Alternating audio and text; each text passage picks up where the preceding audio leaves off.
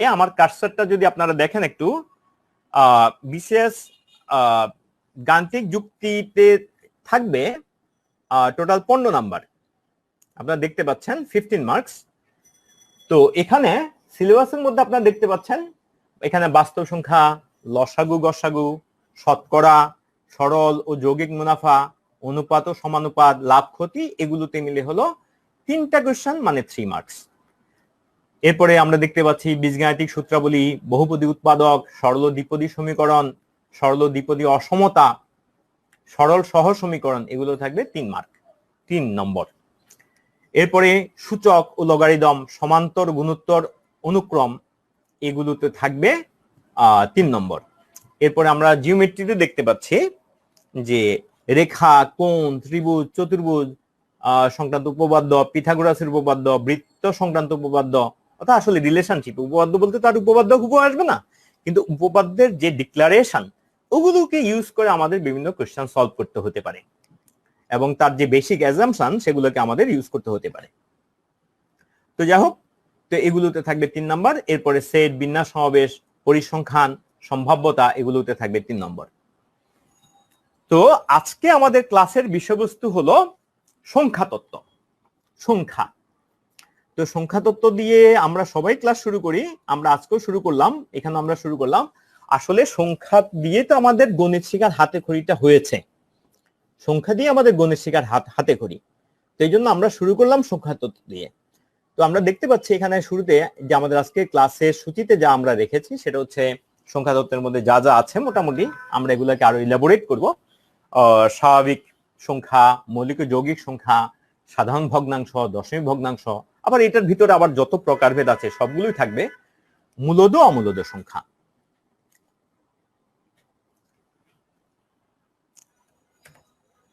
এখন যে আমরা একটু সংখ্যা শেখার ইতিহাসের দিকে ফিরে যেতে চাই, যে আমরা আসলে সংখ্যা শেখা শুরু করেছি কিভাবে।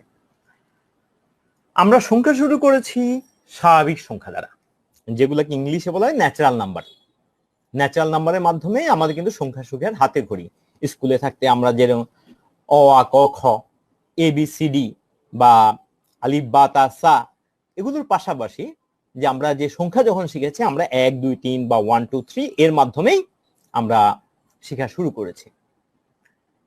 তো তাহলে আমাদের মনে প্রশ্ন জায়গা হচ্ছে স্বাভাবিক সংখ্যা কারা বা ন্যাচারাল নাম্বার কারা?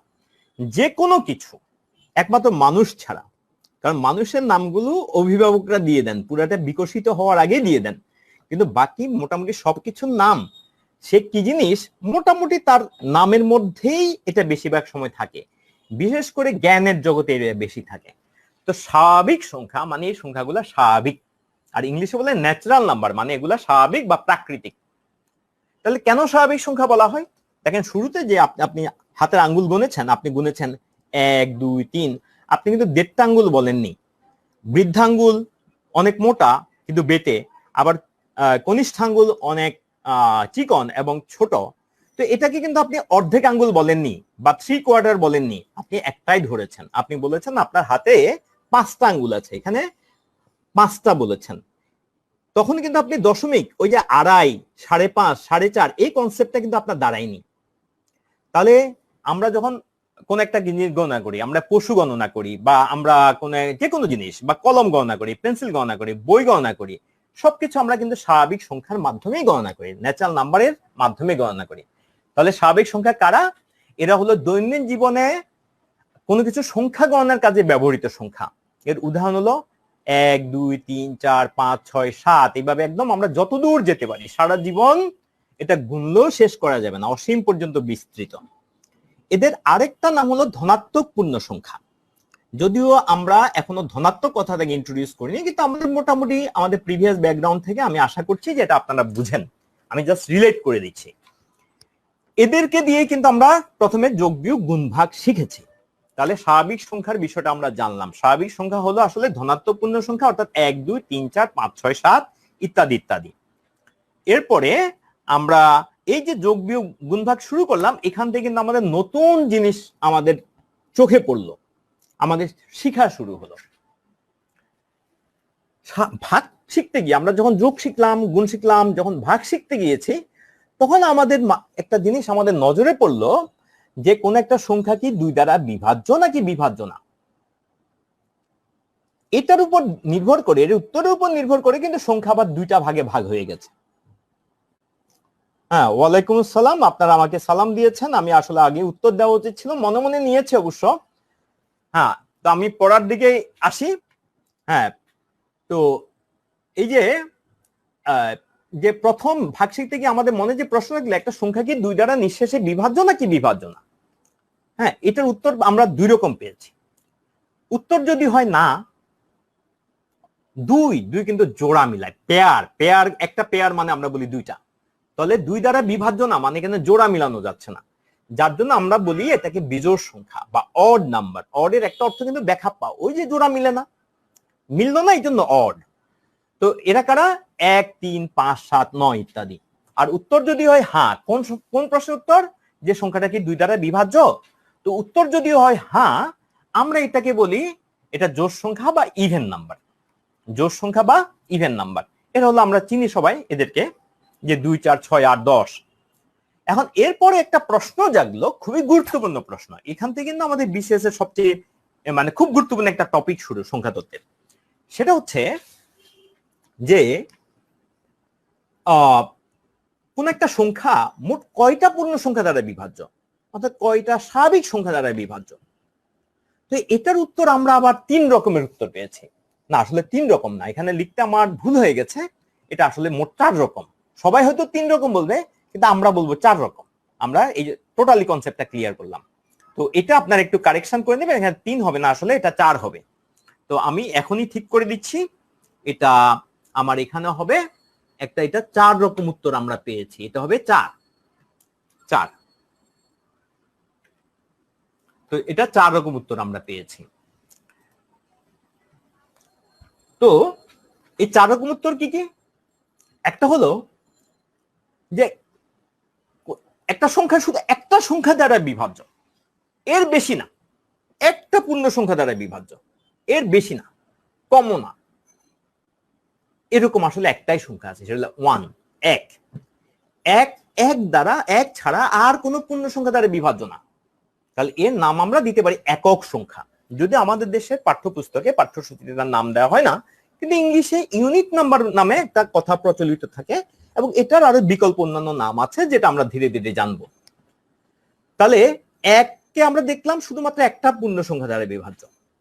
এরপরে আরো কিছু সংখ্যা পেলাম যারা ঠিক 2টা পূর্ণ সংখ্যা দ্বারা বিভাজ্য, এর বেশিও না কমও না। যেমন এরকম সংখ্যা আমরা পেয়েছি, এখানে আমি গুচ্ছ গুচ্ছ করে দিয়েছি, 0 থেকে 9 পর্যন্ত একটা, 10 থেকে 20 পর্যন্ত এক সেট, 10 থেকে 19 পর্যন্ত এক সেট, 20 থেকে 29 পর্যন্ত এক সেট, আপনারা দেখতে পাচ্ছেন। তো এই যে সংখ্যাগুলা দেখেন, 2, 1 এবং 2 ছাড়া আর কোনো পূর্ণ সংখ্যা দ্বারা ভাগ যায় না। 3, 1 এবং 3 ছাড়া আর কোনো পূর্ণ সংখ্যা দ্বারা ভাগ যায় না। একই কথা 5, 7, 11 সবার জন্য প্রযোজ্য। এরা কেবল 2টা সংখ্যা দ্বারাই ভাগ যায়, এর বেশিও না কমও না। এদের নাম হলো মৌলিক সংখ্যা। তাহলে মৌলিক সংখ্যা কারা? যারা ঠিক 2টা সংখ্যা দ্বারা বিভাজ্য। কোন 2টা সংখ্যা? একটা হলো 1 এবং অন্যটি হলো সে নিজে। এর মধ্যবর্তী বা এর বাইরে আর কোন সংখ্যা দ্বারা বিভাজ্য নয়। এইরকম পূর্ণ সংখ্যাকে আমরা বলি মৌলিক সংখ্যা বা প্রাইম নাম্বার। এখানে নাম্বারস লিখেছি কারণ এদেরকে যখন দিয়েছি তখন প্লুরালটা মিলানোর জন্য নাম্বারস লিখেছি, কিন্তু এককভাবে নামটা হলো প্রাইম নাম্বার। আচ্ছা, তাহলে আমরা দেখলাম 1 শুধু একটা সংখ্যা দ্বারা বিভাজ্য, মৌলিক সংখ্যা শুধুমাত্র 2টা সংখ্যা দ্বারা বিভাজ্য। এরপরে আমরা দেখলাম যে কিছু সংখ্যা আছে যারা 3টা বা তার চেয়ে বেশি সংখ্যা দ্বারা বিভাজ্য। যেমন 4 কয়টা সংখ্যা দ্বারা বিভাজ্য? 1 দ্বারা বিভাজ্য এবং 4 দ্বারা বিভাজ্য, কিন্তু মাঝখানে কিন্তু 2 দ্বারাও বিভাজ্য। তার মানে এই কিন্তু 3টা দ্বারা বিভাজ্য। আবার 6 দেখেন, 1 দ্বারা বিভাজ্য, 6 দ্বারা বিভাজ্য, কিন্তু মাঝখানে কিন্তু আরো 2টা সংখ্যা দ্বারা বিভাজ্য, একটা হলো 2 আর একটা হলো 3। তার মানে এই আবার মোট 4টা দ্বারা বিভাজ্য। আবার দেখেন 8, সে 1 দ্বারা বিভাজ্য, 8 দ্বারা বিভাজ্য, এই হলো 2টা। আবার 2 দ্বারা বিভাজ্য, 4 দ্বারা বিভাজ্য, মানে সেও কিন্তু 4টা সংখ্যা দ্বারা বিভাজ্য হয়ে যাচ্ছে। এই সংখ্যাগুলাকে আমরা নাম দিয়েছি যৌগিক সংখ্যা বা কম্পোজিট নাম্বার। এখন বিসিএস পরীক্ষায় কিন্তু মৌলিক সংখ্যার বিষয়টা খুব গুরুত্বপূর্ণ। নির্ণয় করতে দেখো নিচের কোনটা মৌলিক সংখ্যা বা মৌলিক সংখ্যা নয়। হ্যাঁ, তো আমরা টেকনিক গুলো এখানে শিখবো। তার আগে আমরা বিষয়টা জেনে নিই, মৌলিক সংখ্যা কি জিনিস। তো আমরা এই একটা সংখ্যা মোট কয়টা পূর্ণ সংখ্যা দ্বারা বিভাজ্য এটা দেখতে গিয়ে আমরা পরে দেখলাম যে আসলে আরেকটা উত্তরও পাওয়া যায়। সেটা হলো যে একটা সংখ্যা নিজেকে ছাড়া দুনিয়ার সকল সংখ্যা দ্বারা বিভাজ্য, কিন্তু ট্র্যাজেডি হলো নিজের দ্বারা ভাগ করলে কত, এটা গণিতবিদেরা বললেন এটা অসংজ্ঞায়িত বা অনির্ণয়, অর্থাৎ নির্ণয় করার অযোগ্য, নির্ণয় করার অযোগ্য। তো এই তাহলে এটা দেখা যায় যে জিনিসটা 4 ভাগে ভাগ হচ্ছে, কিন্তু আমাদের কিন্তু এখানে সবচেয়ে গুরুত্বপূর্ণ হলো এই মৌলিক সংখ্যার পার্টটা, এবং তার সাথে যদি আপনি সেকেন্ড বলেন তাহলে যৌগিক সংখ্যার পার্টটা। আর এরা হলো দুইটা ব্যতিক্রমী ব্যাপার। এরা কিন্তু একটা একটা করে, শূন্য দুনিয়ার সবার দ্বারা বিভাজ্য কিন্তু নিজের দ্বারা নয়, এক শুধু নিজের দ্বারা বিভাজ্য আর কারো দ্বারা নয়। মৌলিক সংখ্যা নিজের দ্বারা এবং ওয়ান দ্বারা বিভাজ্য, যৌগিক সংখ্যা নিজের দ্বারা এবং ওয়ান দ্বারা ছাড়াও মধ্যবর্তী আরো কিছু সংখ্যা দ্বারা বিভাজ্য। তাহলে এই হলো আমরা এই জিনিসগুলো আমরা ভাগ করতে গিয়ে কিন্তু শিখে গেছি, দেখেছি, আমাদের চোখে পড়েছে। হয়তো পরবর্তীতে আরো অনেক কিছু শিখতে গিয়ে মাথা থেকে এগুলো হারিয়ে গেছে, কিন্তু আমরা এগুলো কিন্তু দেখেছিলাম, আমাদেরকে খুব ভালোভাবে স্কুলে স্যাররা পড়িয়েছিলেন। আচ্ছা, এরপরে আমরা দেখি যে ভাগ করতে গিয়ে তো আমাদের মাথায় আরেকটা জিনিস ঢুকলো, সেটা হলো ভগ্নাংশের ধারণা। ভগ্নাংশ, যে ভাগ যখন করলাম, যেমন একটা আমকে 2 ভাগ করলাম, তো 2 ভাগ করে আপনি একটা ভাগ নিলেন, আমাকে একটা ভাগ দিলেন, তাহলে আপনি নিলেন 2 ভাগের 1 ভাগ, আমি নিলাম 2 ভাগের 1 ভাগ। তাহলে আমরা যদি 3 জন হই, তাহলে আপনি নিলেন 3 ভাগের 1 ভাগ, আমি নিলাম 3 ভাগের 1 ভাগ, আরো 3 ভাগের 1 ভাগ কিন্তু রয়ে গেল। তাহলে এই যে ভাগ করতে কিন্তু এই কনসেপ্টটা চলে আসলো, ভগ্নাংশ। এই ভগ্নাংশের মধ্যে আমরা প্রথমে যে ভগ্নাংশগুলো শিখেছি তার নাম হলো সাধারণ ভগ্নাংশ। সাধারণ ভগ্নাংশকে কিভাবে লেখা হয় আমরা সবাই জানি, হর বাই লব। হর বাই লব, অর্থাৎ উপরে থাকবে হর, নিচে উপরে থাকবে লব, নিচে থাকবে, সরি আমি বলেছি এটা আসলে লব বাই হর, তো এটা লব বাই হর আকারে লেখা হয়, উপরে থাকবে লব, নিচে থাকবে হর। সাধারণ ভগ্নাংশ আমরা শিখলাম। আচ্ছা, এই সাধারণ ভগ্নাংশের মধ্যে আবার আমরা কিছু মজার মজার ব্যাপার দেখলাম। আমরা হর ও লবের তুলনা করতে গিয়ে দেখলাম যে কিছু ভগ্নাংশের লবের চেয়ে হর বড়, আবার কিছু ভগ্নাংশের লব বড়, অর্থাৎ হর ছোট, কারো হর বড় কারো হর ছোট। তো যাদের উপরে ছোট, যেমন 2 ভাগের 1, 3 ভাগের 1, এদেরকে আমরা বলি প্রকৃত ভগ্নাংশ, বা ইংলিশে বলে প্রপার ফ্র্যাকশন। যেমন 3 ভাগের 2, 3 ভাগের 1, 5 ভাগের 3, 7 ভাগের 4, এগুলোকে বলে আমরা প্রকৃত ভগ্নাংশ। উপরে থাকবে ছোট, নিচে থাকবে বড়। প্রকৃত ভগ্নাংশ নামটা খেয়াল করবেন, নামটা হলো প্রকৃত, মানে তার মধ্যে সেই যে ভগ্নাংশ, এই নিয়ে কোন রকম কোনো কি নাই, ভেজাল নাই। এবার আসেন অন্যরকমটা, এতে বিপরীত হতে পারে। এখানে যাদের হর, এখানে উপরে আপনারা একটু কারেকশন করে নেবেন, এখানে আসবে যাদের হর এখানে আসবে বড় বাই ছোট। এখানে আমার লিখতে ভুল হয়ে গেছে, আপনারা একটু কারেক্ট করে নেন। এটা আসলে এই কিছু ভুল হওয়া ভালো, এই জন্য এতে করে অডিয়েন্সদের, তার মানে আমাদের শিক্ষার্থীদের, আমাদের সবার ইনভলভমেন্ট বাড়ে এবং আমরা সবাই পরস্পর থেকে শিখলাম। তাহলে এই জিনিসটা দেখেন, যাদের লব বড় অর্থাৎ উপরে বড়, এখানে আমি উল্টা করে লিখেছি, এখানে আসলে উপরে বড় হবে, নিচে ছোট হবে। তো যাদের লব বড় হর ছোট, উপরে বড় নিচে ছোট, এই জিনিসটা উল্টা হয়ে গেছে। তো তাদের মান হলো 1-এর চেয়ে বেশি। 1-এর চেয়ে বেশি, তার মানে এটা তো আর পুরোপুরি ফ্র্যাকশন বলা যায় না। 1-এর চেয়ে বেশি, একটার চেয়ে বেশি, তাহলে আবার কেমনে পুরোপুরি ভগ্নাংশ হলো? এই জন্য এদের নাম দিয়েছে আমরা অপ্রকৃত ভগ্নাংশ বা ইমপ্রপার ফ্র্যাকশন। যেমন 2 ভাগের 3, যেমন 2 ভাগের 3। আচ্ছা, এরপরে ইমপ্রপার ফ্র্যাকশন। এই ইমপ্রপার ফ্র্যাকশনের মধ্যে আমরা আবার দেখলাম, ইমপ্রপার ফ্র্যাকশনকে চাইলে আমরা আর অন্যভাবে প্রকাশ করতে পারি, যে যেহেতু এর উপরে বড় নিচে ছোট, অর্থাৎ লব বাই হর, উপরে ছোট, সেটাকে এই আকারে লব বাই, শুধু লব বাই হর না রেখে আমরা চাইলে এর মধ্যে 3-এর মধ্যে যে 2 আছে সেটাকে আলাদা করে, অর্থাৎ 3-এর মধ্যে 3কে 2 দ্বারা ভাগ করলে ভাগফল 1 হয়, এই পূর্ণ সংখ্যাটা আমরা পাশে লিখে তারপর বাকি অবশিষ্টটাকে উপরে তুলে দিলাম, হরটা থেকে থাকলো। এর নাম হলো মিশ্র ভগ্নাংশ বা মিক্সড ফ্র্যাকশন। তাহলে আমরা এখানে আলোচনা কি করলাম, যে আমরা ভাগ করতে গিয়ে ভগ্নাংশ, সাধারণ ভগ্নাংশ শিখেছি। এই সাধারণ ভগ্নাংশ আমরা হর বা লব বলি। যে সমস্ত ভগ্নাংশের উপরে ছোট নিচে বড় তাদেরকে বলি আমরা প্রকৃত ভগ্নাংশ। আর যাদের উপরে বড় নিচে ছোট, লেখাটা মিস্টেকেন, তো উপরে বড় নিচে ছোট, উপরে বড় নিচে ছোট তাদেরকে আমরা বলি অপ্রকৃত ভগ্নাংশ বা ইমপ্রপার ফ্র্যাকশন। আর এই ইমপ্রপার ফ্র্যাকশনকে যখন আমরা পূর্ণ সংখ্যাকে আলাদা করে পাশে লিখে তারপর বাকি ভগ্নাংশটা লিখি, তখন আমরা এটাকে বলি মিশ্র ভগ্নাংশ। এই হলো আমাদের ভগ্নাংশের প্রকারভেদ। আচ্ছা, এই ভগ্নাংশ শিখতে শিখতে আমরা আরো একটা নতুন জিনিস শিখলাম, সেটা হলো দশমিক ভগ্নাংশ। দশমিক ভগ্নাংশ আমরা কিভাবে পেলাম? আমরা যে ভাগ করতে গিয়ে যখন ভাগশেষ চলে আসলো, তখন আমরা থেমে না থেকে আমরা আরো ফাস্ট ফরওয়ার্ড করলাম। আমরা আরো মার্চ ফরওয়ার্ড করলাম। আমরা কি করলাম? মার্চ ফরওয়ার্ড করলাম। তো মার্চ ফরওয়ার্ড করে ভাগশেষকেও ভাগ করা শুরু করলাম। তো ভাগশেষকে ভাগ করতে তার আগে আমরা আগে দশমিক বিন্দু একটা বসিয়ে নিলাম, তারপর ভাগশেষের পাশে একটা শূন্য বসিয়ে নিলাম, তারপর এটাকে ভাগ করলাম, এরপরে বাকি যে ভাগফলটা সেটা দশমিক বিন্দুর পরে বসালাম। এভাবে আমরা পেলাম দশমিক ভগ্নাংশ। তাহলে এটা আসলে ভগ্নাংশেরই একটা বিশেষ প্রকাশের রূপ। সাধারণ ভগ্নাংশ, দশমিক ভগ্নাংশ। সাধারণ ভগ্নাংশ প্রকাশ করা হয় হরলবের মাধ্যমে, দশমিক ভগ্নাংশ প্রকাশ করা হয় পূর্ণ সংখ্যার পরে একটা দশমিক বিন্দু না দিয়ে। পূর্ণ সংখ্যা যদি না থাকে তাহলে আগে দশমিক বিন্দুর আগে শূন্য থাকবে। কেউ কেউ আবার শূন্যটা দেয় না, কিন্তু শূন্য দেওয়াটা একটু সুন্দর দেখায়, জাস্ট এটাই। না দিলেও চলে, যেখানে শূন্য মানে কিছুই থাকবে না ভাগফল, সেখানকার ব্যাপার। যেমন প্রকৃত ভগ্নাংশের কে যখন দশমিক ভগ্নাংশে প্রকাশ করব তখন তো মানে ভাগফল হিসেবে কিছুই পাবো না, শুরুতে কিছু পাবো না, দশমিক যা পাবো সাত দশমিক বিন্দুর পরে পাবো। আচ্ছা, এখন দশমিক ভগ্নাংশের আমরা যখন শিখাটা অব্যাহত রাখলাম, তখন আমরা এক পর্যায়ে দেখলাম যে কিছু দশমিক ভগ্নাংশের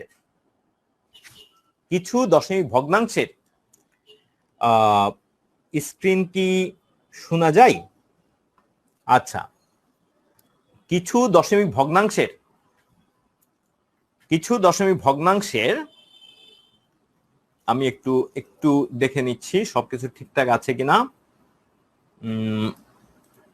একজন লিখেছেন স্ক্রিনের ব্যাপারে, স্ক্রিন তো ঠিক মতোই আছে, আমি দেখতে পাচ্ছি। তো যাই হোক, আমি এখান থেকে আবার করছি, আমি স্ক্রিনটাকে বড় করছি, দেখেন। তো কিছু আমরা বলছিলাম যে দশমিক ভগ্নাংশ ব্যাপারে দেখলাম যে কিছু দশমিক ভগ্নাংশের ক্ষেত্রে দশমিক বিন্দুর পরে এক পর্যায়ে নতুন কোনো সংখ্যা আসে না, শুধু শূন্য আসতে থাকে, অর্থাৎ কিছুই আসে না। তো এদেরকে আমরা নাম দিয়েছি, এরা হলো সসীম দশমিক ভগ্নাংশ। অর্থাৎ এর দশমিক পরে কয় ঘর থাকবে সেটা একটা সীমা আছে।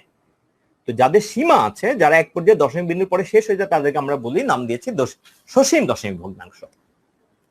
আর কিছু দশমিক ভগ্নাংশের ক্ষেত্রে আমরা দেখলাম যে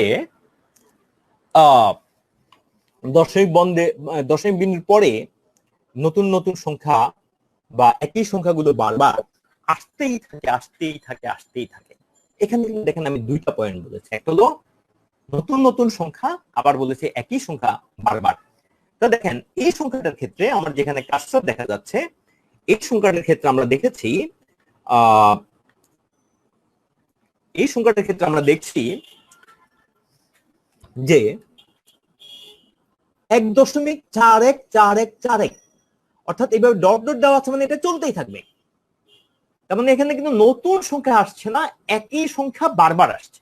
তাহলে একটা মজার ব্যাপার খেয়াল করেন, একই সংখ্যাগুলো বারবার আসছে দশমিক বিন্দুর পরে। তাহলে এটা দেখলাম একটা ধরন। আরেকটা দেখলাম কোনো থামাথামি নাই, কিন্তু যা আসে সেটা নতুন নতুন প্যাটার্নে আসে, নতুন প্যাটার্ন। তাহলে মানে আগের প্যাটার্নটা সে রক্ষা করে চলে না, যেমন 1.41, 421, 3, 5, 7, 6 এভাবে চলতে থাকে। তাহলে এখানে আবার দুইটা জিনিস আমরা দেখলাম, আবিষ্কার করলাম। এই আবিষ্কারটা যখন করলাম, তখন আবার এটা নতুন একটা ধারণা তৈরি করার দরকার হলো। তখন আমরা এদেরকে নাম দিয়েছি, এটাকে বলছি আমরা যে অসীম দশমিক ভগ্নাংশ, এটা যে বারবার আসে, এটার নাম দিয়েছি আমরা পৌনঃপুনিক দশমিক ভগ্নাংশ।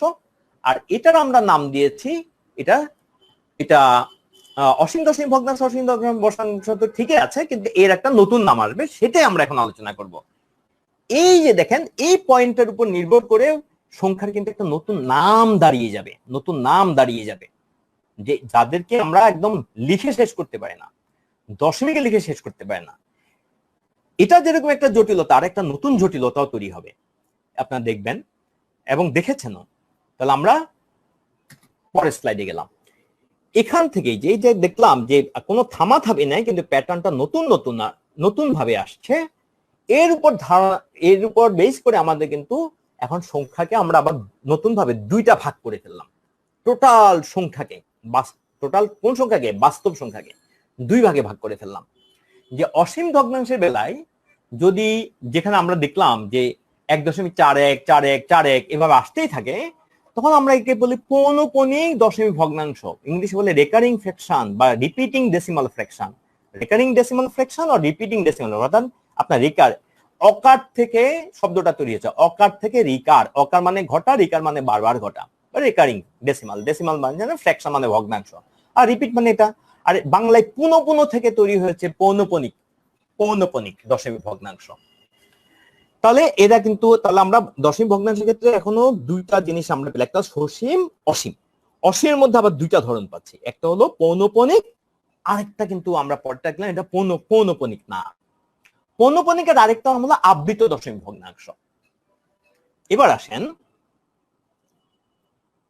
আচ্ছা এবার আসেন যে অসীম দশমিক ভগ্নাংশের এই কিছু ভগ্নাংশকে যে আমরা দেখলাম, যে এই যে যেগুলোর ক্ষেত্রে নতুন নতুন, আগের স্লাইডে আমরা যে এই উদাহরণটার ক্ষেত্রে যে নতুন নতুন ভাবে, কোনো থামাথামি নাই, কোনো থামাথামি নাই, নতুন নতুন প্যাটার্ন আসতেই থাকে, আসতেই থাকে।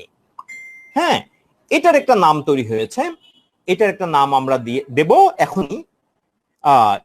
এটাকে কিন্তু এটা একটা জটিলতা, কোনো থামাথামি না। আরেকটা জটিলতা হলো এই সংখ্যাগুলোকে কোনো স্বাভাবিক সংখ্যা বা স্বাভাবিক সংখ্যা এই ধরনের হর, লব বাই হর এই আকারে প্রকাশ করা যায় না। তাহলে এদের দুইটা সমস্যা, একটা হলো আপনি সাধারণ ভগ্নাংশ প্রকাশ করতে পারছেন না, স্বাভাবিক সংখ্যার ভগ্নাংশে প্রকাশ করতে পারছেন না। আরেকটা হলো আপনি যদি লিখতে চান পুরাটা লিখে শেষ করতে যাচ্ছেন না, আপনি পুরাটা শো করতে পারছেন না, ভ্যালুটা 100% শো করতে পারছেন না। তো এটাকেই আমরা বলছি, এটাকে বলছি যে অসীম দশমিক ভগ্নাংশের মধ্যে এই পার্টটাকে আমরা বলছি এটা হলো অমূলদ সংখ্যা, যাদেরকে আমরা এই যে এটাকে, যেটাকে আমরা বারবার লিখতে পারি, এটাকে আমরা নাম দিয়েছি, এটা তো এগুলা সহ সব সংখ্যা হলো, তার মানে এই যে শেষ পার্টটা ছাড়া বাকি সব হলো মূলদ, যত সংখ্যা আছে। তার মানে অমূলদ সংখ্যা কারা? অমূলদ সংখ্যা হলো তারাই যাদেরকে না পারবেন স্বাভাবিক সংখ্যার ভগ্নাংশে প্রকাশ করতে, না পারবেন কমপ্লিটলি দশমিক ভগ্নাংশে প্রকাশ করতে, সে কিছু না কিছু বাকি থেকেই যাবে, যেমন পাই, আমরা উদাহরণে পড়ে যাব। তাহলে এদেরকে আমরা বলছি অমূলদ সংখ্যা। আর বাকি যত আছে পূর্ণ সংখ্যা, সাধারণ ভগ্নাংশ, সসীম দশমিক ভগ্নাংশ, অসীমের মধ্যে পৌনঃপুনিক দশমিক ভগ্নাংশ, সবাই কিন্তু মূলদ সংখ্যা, ইংলিশে বলে রেশনাল নাম্বার। রেশনালের একটা কথা হলো যৌক্তিক, এরা যুক্তিসঙ্গত নাম্বার, মানে নাম্বার মানে এটা আপনি নাম্বারটা বুঝতে পারছেন, আর এই নাম্বারটা একটু ধরাছোঁয়ার বাইরে থেকে যাচ্ছে, ইরেশনাল নাম্বারটা বা অমূলদ সংখ্যাটা একটু ধরাছোঁয়ার বাইরে থেকে যাচ্ছে, এটাকে বিশেষভাবে চিহ্নের মাধ্যমে প্রকাশ করতে হয়, চিহ্নের মাধ্যমে প্রকাশ করতে হয়। আচ্ছা, তো আমরা তাহলে এখানে শিখলাম যে যখন দেখলাম অসীম দশমিক ভগ্নাংশে যাদেরকে আমরা পৌনঃপুনিকে প্রকাশ করতে পারি, আর কিছুকে আমরা পৌনঃপুনিকে প্রকাশ করতে পারি না, আবার এদেরকে কষ্টসৃষ্ট করেও আমরা স্বাভাবিক সংখ্যার ভগ্নাংশে প্রকাশ করতে পারি না, এই যে শেষ ধরনটা, এদেরকে বলছি আমরা ইরেশনাল নাম্বার বা অমূলদ সংখ্যা। বাকি যত সংখ্যা আছে সবগুলো হলো রেশনাল নাম্বার বা মূলদ সংখ্যা। এখানে আবার মনে হতে পারে তাহলে অমূলদ সংখ্যার মধ্যে আবার সংখ্যা কিন্তু ধরনের থেকে অনেক বেশি, কেমনে? সব পূর্ণ সংখ্যা, সব সাধারণ ভগ্নাংশ, পূর্ণ সংখ্যার অর্থাৎ স্বাভাবিক সংখ্যার সাধারণ ভগ্নাংশ, তারপর হচ্ছে সব পৌনঃপুনিক দশমিক ভগ্নাংশ। আর অমূলদ সংখ্যার মধ্যে কারা আছে? শুধু একটা টাইপ। কোন টাইপটা? যারা অসীম কিন্তু পৌনঃপুনিক না। আবার যাদেরকে স্বাভাবিক সংখ্যা আকারে প্রকাশ করা যায় না। আসলে ঘুরে ফিরে একই জিনিস।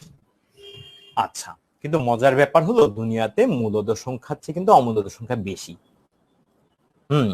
অনেকে হয়তো একটু আটকে উঠবেন, আমি জানি অনেক টিচার হয়তো আটকে উঠতে পারেন, মানে আমি বিনয়ের সাথে বলছি, আমি দেখেছি। তো যাই হোক, আটকে উঠার আসলে কোনো কারণ নাই। দেখেন 1 এবং 1.1 আর 1.11 মধ্যে আপনি অসীম সংখ্যক ভগ্নাংশ লিখতে পারেন, যেগুলা কখনো শেষ হবে না, যার জন্য অমূলদের কোনো সীমা পরিসীমা নাই। তার মানে এই সংখ্যা জগৎকে যদি আপনি বিশ্ব ব্রহ্মাণ্ডের সাথে তুলনা করেন, তাহলে বিশ্বব্রহ্মাণ্ডের মধ্যে যা কিছু ফিজিক্যাল অবজেক্ট আছে সেগুলা হলো অনেকটা মূলদের সংখ্যার মতো, আর যা কিছু আপনি বায়বীয় দেখতে পাচ্ছেন ফাঁকা ফাঁকা ফাঁকা ফাঁকা ও শূন্যস্থানে কিন্তু বেশি, ওগুলো হলো অমূলদ সংখ্যার জায়গাটা। তার মানে অমূলদ সংখ্যা বেশি। একটা বৃত্তের মধ্যে কিছু ডট বসালেন, ছোট ছোট ছোট ছোট, ও বিন্দুগুলা হলো মূলদ, আর বাকি যা থেকে যাবে এগুলো হলো অমূলদ। জাস্ট আমি সংখ্যা তুলনার জন্য এই কথাটা বললাম, কিন্তু আসলে সংখ্যা তুলনার চেয়ে আপনাকে আগের কথাটা বুঝতে হবে। তারপরে এটাও কিন্তু বিশেষ একটা প্রশ্ন হতে পারে যে কোন সংখ্যার ধরনের ইয়ের দিক থেকে মানে বেশি, বাস্তব জগতে কোন সংখ্যাটা বেশি, যে মূলদ নাকি অমূলদ? উত্তর হবে কিন্তু অমূলদ। এরপরে আমরা যখন বীজগণিত শেখা শুরু করলাম, তখন সংখ্যার আরেক রকম ধারণা আমাদের আসলো। সেটা কি? যে বীজগণিত মানেই হলো আমরা একদিকে প্লাস মানে শিখে গেলাম। আমরা তো এতক্ষণ পর্যন্ত পাটিগণিতে যতদিন ছিলাম, ছোটবেলায় যত যোগ বিয়োগ করেছি সব কিন্তু ধনাত্মক ছিল, অর্থাৎ আমরা চিহ্নের কথা ভাবিনি। পরে বীজগণিতে এসে দেখলাম, আরে ভাই, শূন্য তো একটা সংখ্যা, এবং শূন্যের আগেও কিন্তু সংখ্যা আছে, -1, -2, -3, এরও কিন্তু সংখ্যা। আরে তখনই আমাদের মধ্যে একটা নতুন ধারণা তৈরি হলো, এবং সংখ্যাকে আমরা নতুন অ্যাঙ্গেল থেকে দেখা, আরেকটা নতুন অ্যাঙ্গেল, মানে এক একটা কিন্তু ডিফারেন্ট অ্যাঙ্গেল থেকে দেখা শুরু করলাম। ছিল জিরোকে রেফারেন্স পয়েন্ট ধরে, অর্থাৎ শূন্যকে মূলবিন্দু ধরে আমরা যদি উপরের দিকে যেতে থাকি, এর হলো বাড়তে থাকি, তাহলে এটা হলো ধনাত্মক সংখ্যা, আর যদি কমতে থাকি তাহলে এটা ঋণাত্মক সংখ্যা। বাস্তব জগতে কথাগুলো এইভাবে মেলানো যায়। একজন মানুষের কোনো টাকা পয়সা নাই, ধন সম্পত্তি নাই, তার মানে তার অর্থনৈতিক অবস্থা হলো 0। এখন সে যদি আয় করে তাহলে তার অবস্থা হবে ধনাত্মক। এখন সে যদি আয়ের চেয়ে আবার ব্যয় বেশি করে ফেলে তাহলে তার অবস্থা যাবে ঋণাত্মক। তাহলে এইভাবেই ধনাত্মক ঋণাত্মকের বিষয়টা সম্পর্কিত। তাহলে শূন্য কিন্তু ধনাত্মক না ঋণাত্মক না, সে কিন্তু নিউট্রাল। সে কিন্তু ধনাত্মক ঋণাত্মকের মাঝখানে নিউট্রাল হয়ে বসে আছে।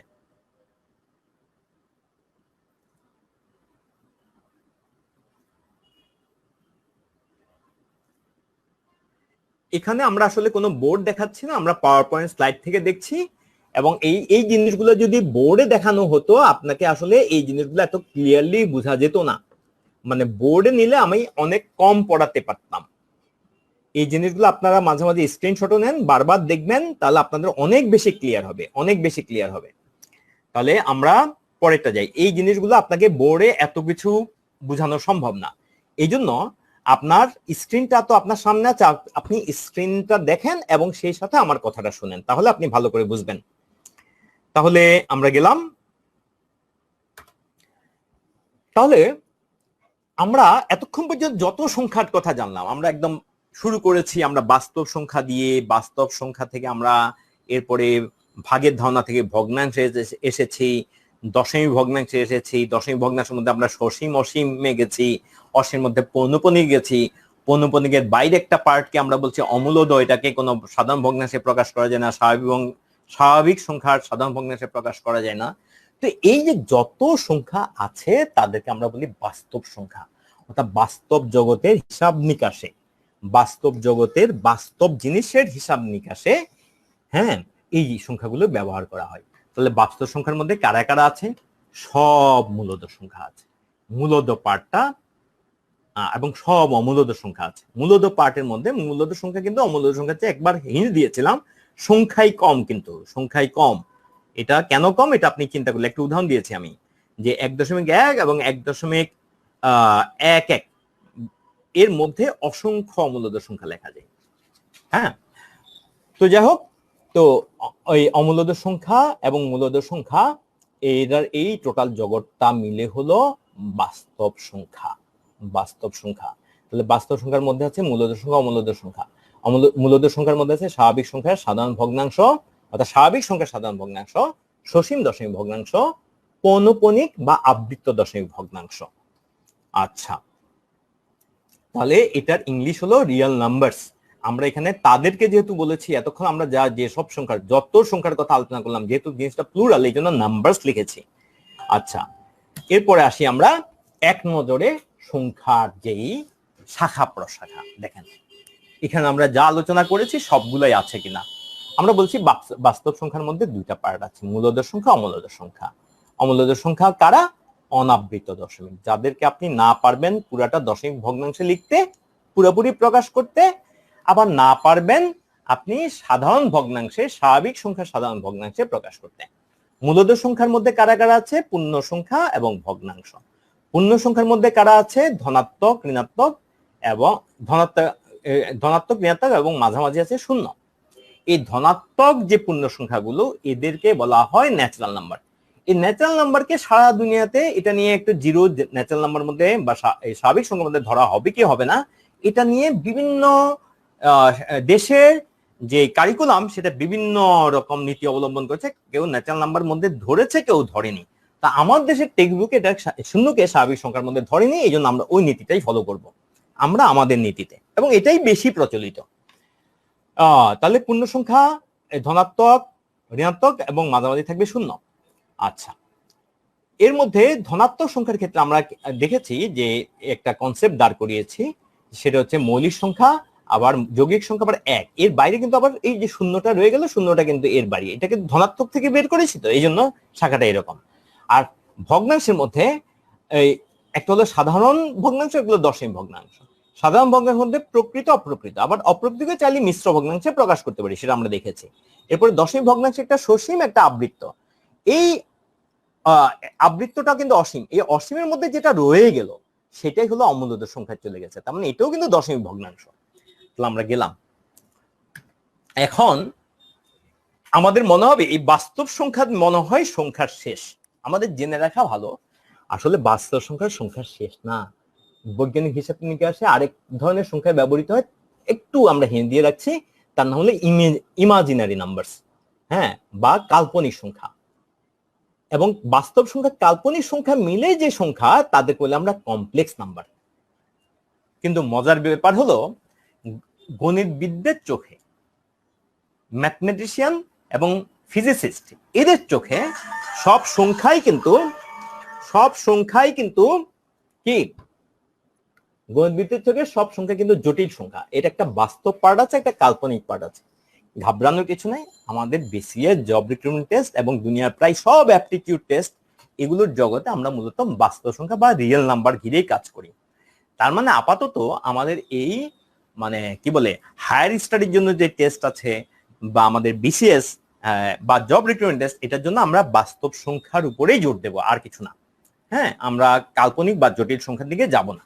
এখন আমরা ধীরে ধীরে কোশ্চেন সলিউশনের দিকে যাব, কোশ্চেন সলিউশন সলভ করব। তাহলে এটা একটু ভালো করে দেখেন মাথায় ঢুকেছে কিনা। যদি ঢুকে থাকে তাহলে আমি পরের স্লাইডে যাচ্ছি। আশা করি আপনারা এটা আবার আপনারা বারবার দেখবেন। আসলে একটা জিনিস কখনো একবার দেখলে হয় না, একটু বারবার দেখতে হয়। ওকে, এই যে আমরা মৌলিক সংখ্যা দেখে আসছি, এখন আমরা মৌলিক সংখ্যার উপর জোর দেব। মৌলিক সংখ্যার মৌলিকত্ব। মৌলিক সংখ্যার মৌলিকত্ব কি? মৌলিক সংখ্যা হলো শুধুমাত্র দুইটা পূর্ণ সংখ্যা দ্বারা বিভাজ্য, একটা হলো এক এবং অন্যটা হলো ওই সংখ্যাটা নিজেই, আর কারো দ্বারা বিভাজ্য না। এখানে আমি 0 থেকে 120 পর্যন্ত সবগুলা মৌলিক সংখ্যা আনার চেষ্টা করেছি। আসলে এখানে আমি সবগুলা সংখ্যা আগে লিখে ফেলেছি। এখন দেখেন মৌলিক কারা। মৌলিক আপনি তাহলে নিজেই মিলান, মৌলিক কারা। 0 কত দ্বারা বিভাজ্য? 0 1 দ্বারা বিভাজ্য, 2 দ্বারা বিভাজ্য, 3 দ্বারা। 0কে যার দ্বারাই ভাগ করেন না কেন 0, শুধু 0কে 0 দ্বারা ভাগ করলে রেজাল্ট জানবেন না, সেটা অসংজ্ঞায়িত। কিন্তু 0কে আপনি অন্য যে কোনো কিছু দ্বারা ভাগ করলে ফলাফল হবে 0। তার মানে 0 অনেক বেশি সংখ্যা দ্বারা বিভাজ্য। আমরা বলতে পারি অসীম সংখ্যক সংখ্যা দ্বারা বিভাজ্য। অসীম থেকে শুধু 0 বাদ, তার মানে অসীমই থাকলো। সাগর থেকে এক বিন্দু পানি নিলে তো একটা সাগরই রয়ে গেল। তো যাই হোক, এরপরে 1 এক তো আমরা দেখেছি শুধুমাত্র একটা সংখ্যা দ্বারা বিভাজ্য, কারণ একে মৌলিক বলা যাবে না। হ্যাঁ, 2 কিন্তু একটা মৌলিক সংখ্যা, 2 কিন্তু একটা মৌলিক সংখ্যা, 3 কিন্তু একটা মৌলিক সংখ্যা, 4 দেখেন সে 1 দ্বারা বিভাজ্য, 4 দ্বারা বিভাজ্য, কিন্তু মাঝখানে কিন্তু 2 দ্বারা বিভাজ্য, কিন্তু সে 2টার চেয়ে বেশি সংখ্যা দ্বারা বিভাজ্য, তাহলে তাকে মৌলিক সংখ্যা বলা যাবে না। আবার 5 দেখেন সে কিন্তু 2টা সংখ্যা দ্বারা বিভাজ্য, 1 এবং 5। 6 দেখেন সে কিন্তু 1, 6, মাঝখানে কিন্তু 2, 3 দ্বারা বিভাজ্য। 7 দেখেন মৌলিক সংখ্যা। এখন একটা মজার ব্যাপার যে 0 থেকে 9 এর মধ্যে এরা দেখেন এদের মধ্যে জোড় বিজোড় কিন্তু জোড় সংখ্যা কিন্তু একটা রয়ে গেছে, এবং এই যে 2 এটা হলো দুনিয়ার একমাত্র জোড় মৌলিক সংখ্যা। আর কোনো মৌলিক সংখ্যা জোড় হতে পারে না, আর কোনো জোড় সংখ্যা মৌলিক হতে পারে না। আবার দেখেন এই 2 শেষের 2 আছে এমন কোনো মৌলিক সংখ্যা পাবেন না, এটা গ্রিন জোন, তার মানে এটা মৌলিক সংখ্যা না, এটা গ্রিন জোন। শেষে 0 থাকলে এটা কখনোই মৌলিক সংখ্যা হবে না, শেষে 4 থাকলে এরা কখনোই মৌলিক সংখ্যা, কারণ জোড় হয়ে গেল। শেষে 5 থাকলে এরা সব সময় 5 দ্বারা বিভাজ্য, এরা কখনো মৌলিক সংখ্যা না, গ্রিন জোন। গ্রিন জোনের কেউ কিন্তু মৌলিক সংখ্যা না। শেষে 6 থাকলে এরা কিন্তু কখনোই মৌলিক সংখ্যা হবে না। শেষে 7 থাকলে এদের কেউ কেউ মৌলিক সংখ্যা হবে। শেষে 8 থাকলে এরা কখনোই মৌলিক সংখ্যা হবে না। শেষে 9 থাকলে এরা কেউ কেউ মৌলিক সংখ্যা হবে। এখন দেখেন 0 থেকে 9 পর্যন্ত যে মৌলিক সংখ্যা এরা কিন্তু একটু ব্যতিক্রমী ধরনের, কিন্তু বাকি যে 10 থেকে উপরে যারা আছে তাদের মধ্যে একটা বিশেষ ধরনের মিল আছে। এই মৌলিক সংখ্যাগুলোর এককের ঘরে হয় 1 থাকবে, না হয় 3 থাকবে, না হয় 7 থাকবে, না হয় 9 থাকবে। তার মানে আমরা বলছি না, এই কথা বলছি না যে শেষে 1 থাকলে, একের ঘরে 1 থাকলে এটা মৌলিক সংখ্যা হয়ে যায়, আমরা কিন্তু এই কথা বলছি না। আমরা বলছি একের ঘরে 1, 3, 10-এর উপরে কোন সংখ্যার একের ঘরে 1, 3, 7, 9 ছাড়া অন্য কিছু থাকলে এরা মৌলিক সংখ্যা হতেই পারে না। আপনি চোখ বন্ধ করে বলতে পারবেন এরা মৌলিক সংখ্যা না। কারা? যদি একের ঘরে 1, 3, 7, 9 ছাড়া অন্য কোনো কিছু থাকে। আচ্ছা, তাহলে দেখেন এরপর আমি সবগুলা সংখ্যা লিখেছি। তাহলে দেখেন এরা এই 11 কারো দ্বারা ভাগ যায় না, 13 কারো দ্বারা ভাগ যায় না, এখানে সবগুলো আছে। তাহলে একটা সংখ্যা মৌলিক সংখ্যা কিনা সেটা কিভাবে টেস্ট করবেন? কথার কথা, এই যে কথার কথা, এই যে আমরা 87 কে আমরা মৌলিক সংখ্যা কিনা কিভাবে ভাগ করব, কেমনে বুঝবো? তাহলে একটা ইন্টারেস্টিং ব্যাপার আপাতত বলে রাখি, ভবিষ্যতে আরো বলবো ইনশাল্লাহ। 120 পর্যন্ত কোন মৌলিক সংখ্যা মৌলিক কিনা শুধু 2টা সংখ্যা দ্বারা ভাগ করলেই আপনি বুঝে যাবেন, 3 দ্বারা বিভাজ্য কিনা এবং 7 দ্বারা বিভাজ্য কিনা। 120-এর নিচে কোন সংখ্যার জন্য আগে আমরা প্যাটার্নটা বুঝতে হবে, যে 9 পর্যন্ত প্যাটার্ন হলো এটা, 10-এর উপরে প্যাটার্ন হলো এটা। তার মানে এই যে এই হলুদ এবং কি সবুজ যেখানে আছে সেগুলো কিন্তু মৌলিক সংখ্যা হলেও হইতে পারে। বাকি ঘর, সবুজ ঘর যেখানে একদম পুরাটাই সবুজ, সেখানে তো মৌলিক সংখ্যা নাই। এই যে পুরো কলামটাই সবুজ বা উপরেরটা লাল হয়ে 10-এর পরে পুরাটাই সবুজ, তারা কিন্তু মৌলিক সংখ্যা না। এখন শেষে যদি 1, 3, 7, 9 এরকম থাকে, তাহলে 120 পর্যন্ত কোন সংখ্যা মৌলিক কিনা এটা বোঝার জন্য খালি 3 এবং 7 দ্বারা ভাগ করলেই হবে, আর কিছু দ্বারা না। এর পরের বাকি সংখ্যাগুলোর জন্য কি করতে হবে সেটা আমরা ধীরে ধীরে ইনশাআল্লাহ শিখে ফেলবো। আজকে প্রথম ক্লাসে আমরা এটাই শুধু জেনে রাখি, এবং এই চারটা এখানে আমি পরের স্লাইডে আপনারা এটা স্ক্রিনশট নিতে পারেন। এখানে আমি 1 থেকে 1000 পর্যন্ত সবগুলো মৌলিক সংখ্যা লিখে ফেলেছি। 1 থেকে 1000 পর্যন্ত সবগুলো মৌলিক সংখ্যা। এটা একটু চোখ বুলালে একটু চিনতে সুবিধা হয় আর কি, একটু ফ্যামিলিয়ারিটি তৈরি হয়। পরীক্ষায় আসে তো কিছু কিছু, যদিও ওই 500-র উপরে বা 400-র উপরে খুব কম আসে, তারপরে একটু এক নজরে দেখে রাখলে আপনার সুবিধা হবে। আচ্ছা, এবং দেখবেন 10-এর উপরে যারা এরা ছাড়া, এই যে এই উপরে কন্যা ছাড়া বাকি যত মৌলিক সংখ্যা আছে তাদের শেষে হয় 1 থাকবে, না হয় 3 থাকবে, না হয় 7 থাকবে, না হয় 9 থাকবে। আচ্ছা, এখন গেলাম আমরা পরে। এখন আমাদের বিসিএস এর কিছু প্রশ্ন, বিসিএস প্রিলিতে মৌলিক সংখ্যা সংক্রান্ত কিছু প্রশ্ন। মৌলিক সংখ্যা সংক্রান্ত প্রশ্ন। প্রথম প্রশ্ন, যে 3 থেকে 10 পর্যন্ত মৌলিক সংখ্যাগুলোর গুণফল কত? 3 থেকে 10 পর্যন্ত মৌলিক সংখ্যাগুলোর গুণফল কত? 3 থেকে বলেছে, তাহলে 3 থেকে শুরু করতে হবে। তাহলে 3 আছে, 3 কিন্তু একটা মৌলিক সংখ্যা। আর কে আছে? আর আছে 5 আছে। আর কে আছে? 7 আছে। তাহলে কি 3 থেকে 10 পর্যন্ত মৌলিক সংখ্যা কারা কারা? 3, 5, 7। তাহলে চাচ্ছে গুণফল। তাহলে এবার গুণ করেন, 3 গুণ 5, তাহলে কত হলো? 15। এবার আছে 7, তাহলে 15 সাথে 7 গুণ করেন, 7, 15, 105। দ্যাট মিন্স আমাদের অ্যান্সার হবে গ। আমরা যদি মৌলিক সংখ্যা চিনি তাহলে মুখোমুখি হয়ে গেল এটা। আচ্ছা, এরপরে আমরা যে 2 নম্বর প্রশ্ন এটাতে গেলাম। 2 নম্বর প্রশ্নে কি লিখেছে? 60 থেকে 80 এর মধ্যবর্তী বৃহত্তম ক্ষুদ্রতম মৌলিক সংখ্যার অন্তর কত? 60 থেকে 80 এর মধ্যবর্তী, তাহলে 60 এর পরে মৌলিক সংখ্যা 60 থেকে 80 এর মধ্যবর্তী বৃহত্তম ক্ষুদ্রতম, তাহলে আপনি বৃহত্তম নেন, বৃহত্তমটা হবে 80-র খুব কাছে, 80-র নিচে কিন্তু সবচেয়ে কাছেরটা। আর ক্ষুদ্রতম কোনটা হবে? 60-এর উপরে হবে কিন্তু 60-এর সবচেয়ে কাছেরটা। তো আপনি বৃহত্তমটা আগে চিন্তা করেন, বৃহত্তমটা হবে তাহলে কত চিন্তা করেন। তাহলে বৃহত্তম ওই যে আমরা বলেছি 11 ঘরে 9 থাকতে হবে, তাহলে 79 চিন্তা করেন। আমি বলেছি যে 3 বা 7 দ্বারা বিভাজ্য কিনা, দেখেন 79 কিন্তু 3 দ্বারা বিভাজ্য না, 7 দ্বারা বিভাজ্য না। এই ফাঁকে বলে রাখি 3 দ্বারা বিভাজ্য কিনা এটা কিন্তু খুব সহজ একটা টেকনিক আছে, যেটা 7 দ্বারাটা একটু ডিফিকাল্ট, আজকে বলবো না, ওইটা আমাদের কম কাজে লাগে। 3-এরটা কিন্তু আমাদের ঘন ঘন কাজে লাগে। কোন সংখ্যার সবগুলো অঙ্ক, যেমন এখানে আমরা বলছি 79 সবগুলো অঙ্ক, এখানে তার মানে 7 আর 9, তাহলে যোগ করলে কত হয়? 16 হয়। 16 কিন্তু 3 দ্বারা বিভাজ্য না। 16 যে 3 দ্বারা বিভাজ্য না, আবার আপনি দেখতে পারেন 16কে আবার যোগ করেন 1 + 6, তাহলে 7 হয়। 7 কিন্তু 3 দ্বারা বিভাজ্য না, তার মানে 79 কিন্তু একটা মৌলিক সংখ্যা। তাহলে এরপরে 60-এর উপরের সংখ্যা কত? 61। তাহলে 79 থেকে কত বাদ যাবে? 61 বাদ যাবে। ওই 61 দেখেন 3 আর 7 দ্বারা বিভাজ্য না, তাহলে আপনি শুধু একই ঘরটা মিলান, 79 আছে 9, 61 আছে 1, তার মানে আমার অ্যান্সার আসবে 8, একই ঘরে 8। তখন এই যে 18 বসে আছে আমাদের জন্য, পুরো ভাগ করার দরকার নেই, শুধু তো টাইম ওয়েস্ট করার দরকার নেই। এই যে এই কৌশলগুলো একটু খেয়াল করবেন, যে আপনার পুরা ভাগ করে আপনার পুরা দরকার কি? আপনার এখানে অ্যান্সার ম্যাচ করতে হবে। একটা সিঙ্গেল পয়েন্টে ম্যাচ করেছে, যেখানে যদি আরেকটা থাকতো 28 হতো বা 8 থাকতো, তখন আমরা আরেকটা করতাম। তো যাই হোক, আমাদের অ্যান্সার হলো এখানে গ, মানে 18। 2 নম্বর প্রশ্নের অ্যান্সার গ। 3 নম্বর অঙ্ক, নিচের কোনটি মৌলিক সংখ্যা? আপনার একটু প্রশ্নটা একটু মাথা খাটান, এটা একদম বিসিএস এর সরাসরি প্রশ্ন, এগুলো বিসিএস এর প্রশ্ন। আপনার দেখেন এটা 27তম বিসিএস, এটা যদি উল্লেখ করা হয় তারপরে বিসিএস এর প্রশ্ন, যা উল্লেখটা করিনি এখানে। আচ্ছা, তাহলে 30তম বিসিএস এর প্রশ্ন, নিচের কোনটি মৌলিক সংখ্যা? তাহলে চিন্তা করেন, আমরা বলেছিলাম 1, 3, 7 থাকবে, কিন্তু দুর্ভাগ্যজনক এদের সবার আছে। আরেকটা কথা বলেছিলাম, আপনি শুধু 3 দ্বারা এবং 7 দ্বারা ভাগ যায় কিনা দেখবেন, এবং 3 দ্বারা বিভাজ্য আরেকটা কৌশল বলেছিলাম 91, তা যোগ করেন 10, 10 কিন্তু 3 দ্বারা বিভাজ্য না। এবার 7 দ্বারা করেন, 7-এর নামটা পড়তে থাকেন, আপনি পাবেন 7-91, তার মানে 91 কিন্তু কোনো মৌলিক সংখ্যা নয়, 91 কোনো মৌলিক সংখ্যা নয়। এবার 87, প্রথমে 3 দ্বারা কৌশল অ্যাপ্লাই করেন, 8 আর 7 যোগ করলে 15 হয়, এই তো 15তে বিভাজ্য।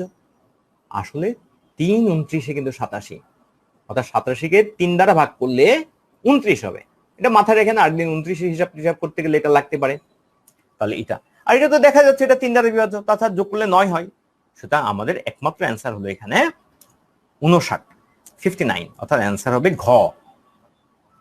এবার আসেন যে 4 নম্বর প্রশ্ন, 43 ও 60-এর 43 থেকে 60 পর্যন্ত মৌলিক সংখ্যা কয়টি? 43 থেকে 60 পর্যন্ত মৌলিক সংখ্যা কয়টি? এটা গুনে ফেলেন দেখি, 43 থেকে 60 পর্যন্ত মৌলিক সংখ্যা কয়টি?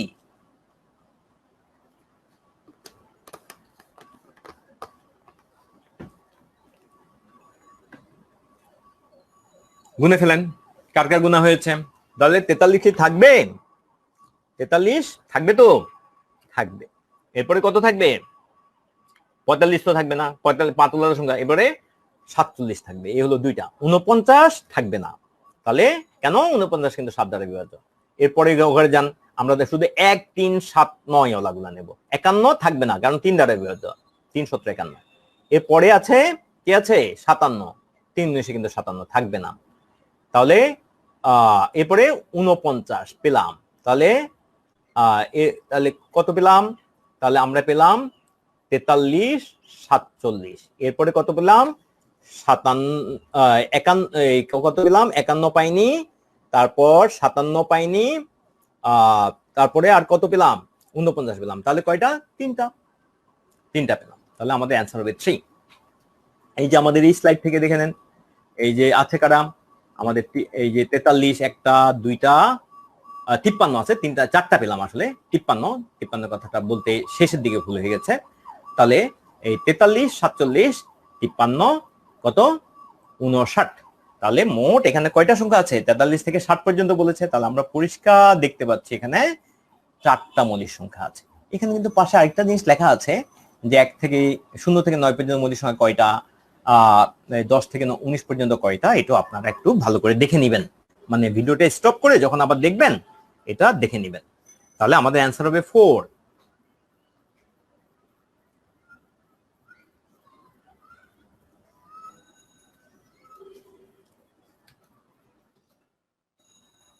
আচ্ছা, এরপরে আমরা পরেরটা 2 এবং 30 এর মধ্যে মৌলিক সংখ্যা কয়টি? 2 এবং 30 এর মধ্যে মৌলিক সংখ্যা কয়টি? এখানে যেহেতু মধ্যে বলেছে, যখন যদি পর্যন্ত বলে তখন কিন্তু আমরা কি নেব না। পর্যন্ত বললে আমরা শুরু থেকে শেষ পর্যন্ত নেব, কিন্তু মধ্যে বললে মধ্যে, আমারও আপনার মধ্যে, তার মানে আমি আপনি বাদ, মধ্যে, তাহলে 2 কে নেওয়া যাবে না। তাহলে কারা কারা আছে?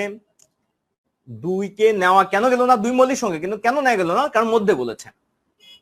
তাহলে আমরা বলবো যদি 2 থেকে 30 পর্যন্ত বলতো তাহলে কিন্তু আমরা 2 কে নিতাম, যেমন আগেরটাতে বলেছে পর্যন্ত, এখানে বলেছে মধ্যে।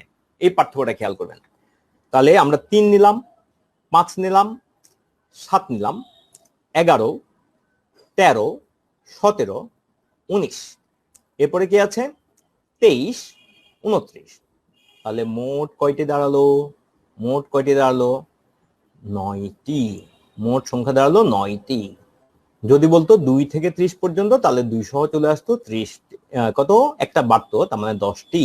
2 থেকে 30 পর্যন্ত আছে 10, 2 থেকে 30 পর্যন্ত বলে 10টি, 2 এবং 30 এর মধ্যে বলে 9টি। আশা করি বিষয়টা আমরা বুঝতে পেরেছি। এখানে 9টি হবে কারেক্ট অ্যান্সার।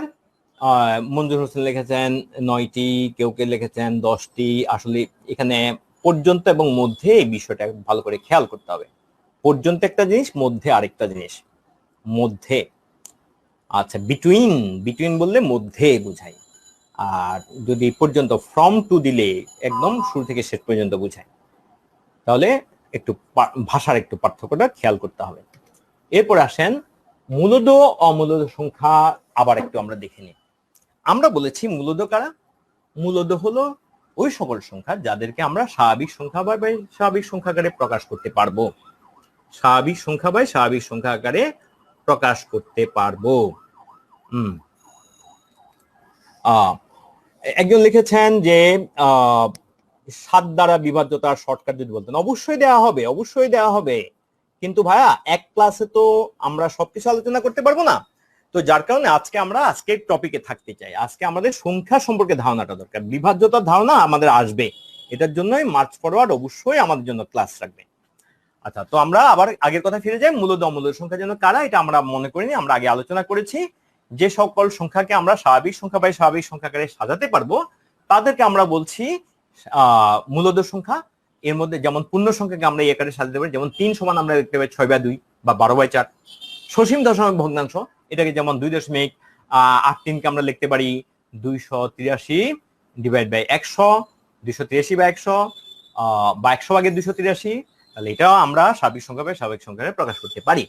পৌনঃপুনিক দশমিক ভগ্নাংশ যে বারবার আসে, ওই যে একটা সংখ্যা লিখেছিলাম 1.4141414141, এটাকে এইভাবেও লিখতে পারি 1.41 এইভাবে একটা রেখা দিয়ে, এই জন্য এটাকে বলে আবৃত্ত দশমিক বলে। আবার চাইলে আমরা ফোঁটা দিয়ে লিখতে পারি যে 4 এর উপর একটা ফোঁটা, শুরুতে একটা ফোঁটা, এবং যে পর্যন্ত বারবার আসে একে একটা ফোঁটা, মাঝখানে যদি অন্য কেউ আসে বারবার ফোঁটা বসবে না, আর দাগ দিলে পুরাটা দিয়ে দিবেন। তো এদেরকে আবার এখানে আমি সংক্ষেপে লিখে দিয়েছি যে এদেরকে আমরা এই জিনিসটা আবার পরে আমরা জোর দিয়ে শিখবো যে কিভাবে পৌনঃপুনিক ভগ্নাংশকে আমরা সাধারণ ভগ্নাংশে প্রকাশ করতে পারি, সেটা আমরা দেখব। তো যাই হোক, আমরা দেখলাম তাহলে পূর্ণ সংখ্যা, সসীম দশমিক ভগ্নাংশ এবং পৌনঃপুনিক দশমিক ভগ্নাংশ, এদের সবাইকে স্বাভাবিক সংখ্যা বা স্বাভাবিক সংখ্যা এই ধরনের সাধারণ ভগ্নাংশে প্রকাশ করা যায়। এদেরকে আমরা বলি মূলদ সংখ্যা বা রেশনাল নাম্বার। সকল সাধারণ স্বাভাবিক সংখ্যার যে সাধারণ ভগ্নাংশ সেগুলো কিন্তু এখানে ইনক্লুডেড, মানে অন্তর্ভুক্ত, কারণ ওইটার মাধ্যমে কিন্তু সংখ্যাটা তৈরি হয়েছে। সংখ্যাটা দেখেন। আর এবার আসেন যে এই যে অসীম যে দশমিক ভগ্নাংশগুলো থেকে গেল, যেগুলোকে আমরা স্বাভাবিক সংখ্যা বা স্বাভাবিক সংখ্যাকে প্রকাশ করতে পারি না, আগে আমরা বলেছি, তো তাদেরকে আমরা বলছি কি অমূলদ সংখ্যা বা ইরেশনাল নাম্বার। এখন একটা মজার ব্যাপার, এই অমূল্য সংখ্যা আসলে কারা কারা হয়? অমূল্য সংখ্যা হয় যে পূর্ণবর্গ না এমন যে কোনো সংখ্যার বর্গমূল নিলে কিন্তু কি হয়ে যায়? অমূল্য হয়ে যায়। এমন যে কোনো সংখ্যার, যেমন শূন্য একটা পূর্ণবর্গ, শূন্যকে যদি অর্থাৎ শূন্যের স্কোয়ার করলে শূন্য, শূন্যকে রুট করলে শূন্য। এক একটা পূর্ণবর্গ, একের স্কোয়ার করলে এক, আবার রুট করলে এক। চার একটা পূর্ণবর্গ, তাহলে চারের রুট করলে হয় দুই। নয় একটা পূর্ণবর্গ, নয় রুট করলে হয় তিন। 16 একটা পূর্ণবর্গ। এখন মাঝখানে যে সংখ্যার কথা আমরা বলে নিই, মৌলিক সংখ্যা আছে, অমৌলিক সংখ্যা আছে। যেমন আমরা এই দুই কিন্তু কোনো পূর্ণবর্গ সংখ্যা না, সে মৌলিক সংখ্যা। তার রুট করলে কিন্তু কি হবে? অমূল্য হবে। 3 পূর্ণবর্গ রুট করলে অমূল্য হবে। 5 রুট করলে অমূল্য হবে। 6ও কিন্তু রুট করলে অমূল্য হবে। 6 কিন্তু মৌলিক সংখ্যা না হওয়া সত্ত্বেও। তাহলে আমরা বলছি পূর্ণবর্গ না এমন যে কোনো সংখ্যার যখন আপনি রুট করবেন তখন কিন্তু এটা অমূল্য হয়ে যাবে। এবার আসেন যে একটা ইন্টারেস্টিং পয়েন্ট, একটা যে আমরা পাই মানে তো আমরা সারা জীবন জেনে আসছি বাজবে 7। আসলে এটা আমরা একটা আসন্ন মান, কাছাকাছি মান ব্যবহার করেছি। পায়ের মান এখনো মানে মিলিয়ন ডিজিট কত, মানে 1 মিলিয়ন ঘরে দশমিক বলে, এটা নিয়ে এখনো গবেষণা হচ্ছে। কিছু আবিষ্কার হয়ে গেছে, মানে মিলিয়নের পরওটা আবিষ্কার হয়ে গেছে। এটা পেজে লিখলে আপনি পায়ের মানটা এক পেজে এখানে আসবে না পুরাটা। তো পাই এই যে এখানে চলতেই থাকে, এই যে দেখিয়েছি। পাই যেন কি জিনিস একটুখানি হিন্ট দিয়ে দিই, জিওমেট্রি ক্লাস। যে দুনিয়াতে যত বৃত্ত আছে তাদের পরিধির মানকে যদি আপনি ব্যাসের মান দ্বারা ভাগ করেন, ব্যাসের মান দ্বারা ভাগ করেন, এই যে এই প্রান্ত থেকে এই প্রান্ত, এটাকে বলি ব্যাস। তো ব্যাসের মান দ্বারা ভাগ করেন, সবার ক্ষেত্রে একই রেজাল্ট আসবে এবং এই রেজাল্টকে বলা হচ্ছে পাই। দেখেন আমরা কিন্তু অমূল্য সংখ্যা কিন্তু চিহ্নে প্রকাশ করছি। এদের ক্ষেত্রে কিন্তু আমরা ওই যে রুট 2 কে প্রকাশ করতে উপরে রুট দিয়ে তারপর 2 লিখি, 2 লিখি, রুট সাইন দিয়ে তারপর 3 লিখি। আর দশমিক লিখতে চাইলে পুরোটা লিখে শেষ করতে পারি না। এই যে পায়ের ঘাতে এখানে খুব অল্প, এরপরে আর এনার্জি শেষ। আরেকটা গুরুত্বপূর্ণ সংখ্যা আছে ই, এটা সায়েন্সে খুব ব্যবহৃত, এটাকে বলে অয়লার্স নাম্বার। তো অয়লার্স নাম্বারকে একই রকম পায়ের মতো, এটা কিন্তু অনেক আসতেই থাকে মানে এটা তো অসীম, আসতেই তো থাকবে অয়লার্স নাম্বার। অয়লার্স নাম্বার এটাও কিন্তু, এটা হলো 2.71828। এই যে আপনারা দেখতে পাচ্ছেন, আশা করি স্ক্রিন ছোট, কিন্তু পরবর্তীতে আপনারা আরো ভালো করে এই ভিডিওটা যখন দেখবেন একটা বড় স্ক্রিন থেকে, তখন ইনশাল্লাহ আরো বেশি ক্লিয়ার হবে। হ্যাঁ, কেউ বোর্ড ইউজ করার কথা বলেছেন, অবশ্যই আমি বোর্ড ইউজ করবো, কিন্তু আজকের ক্লাসটা ভাইয়া বোর্ডে না। আসলে বোর্ডে হলে পড়া অনেক কমে যাবে। বোর্ড হলে আরো কমে যাবে।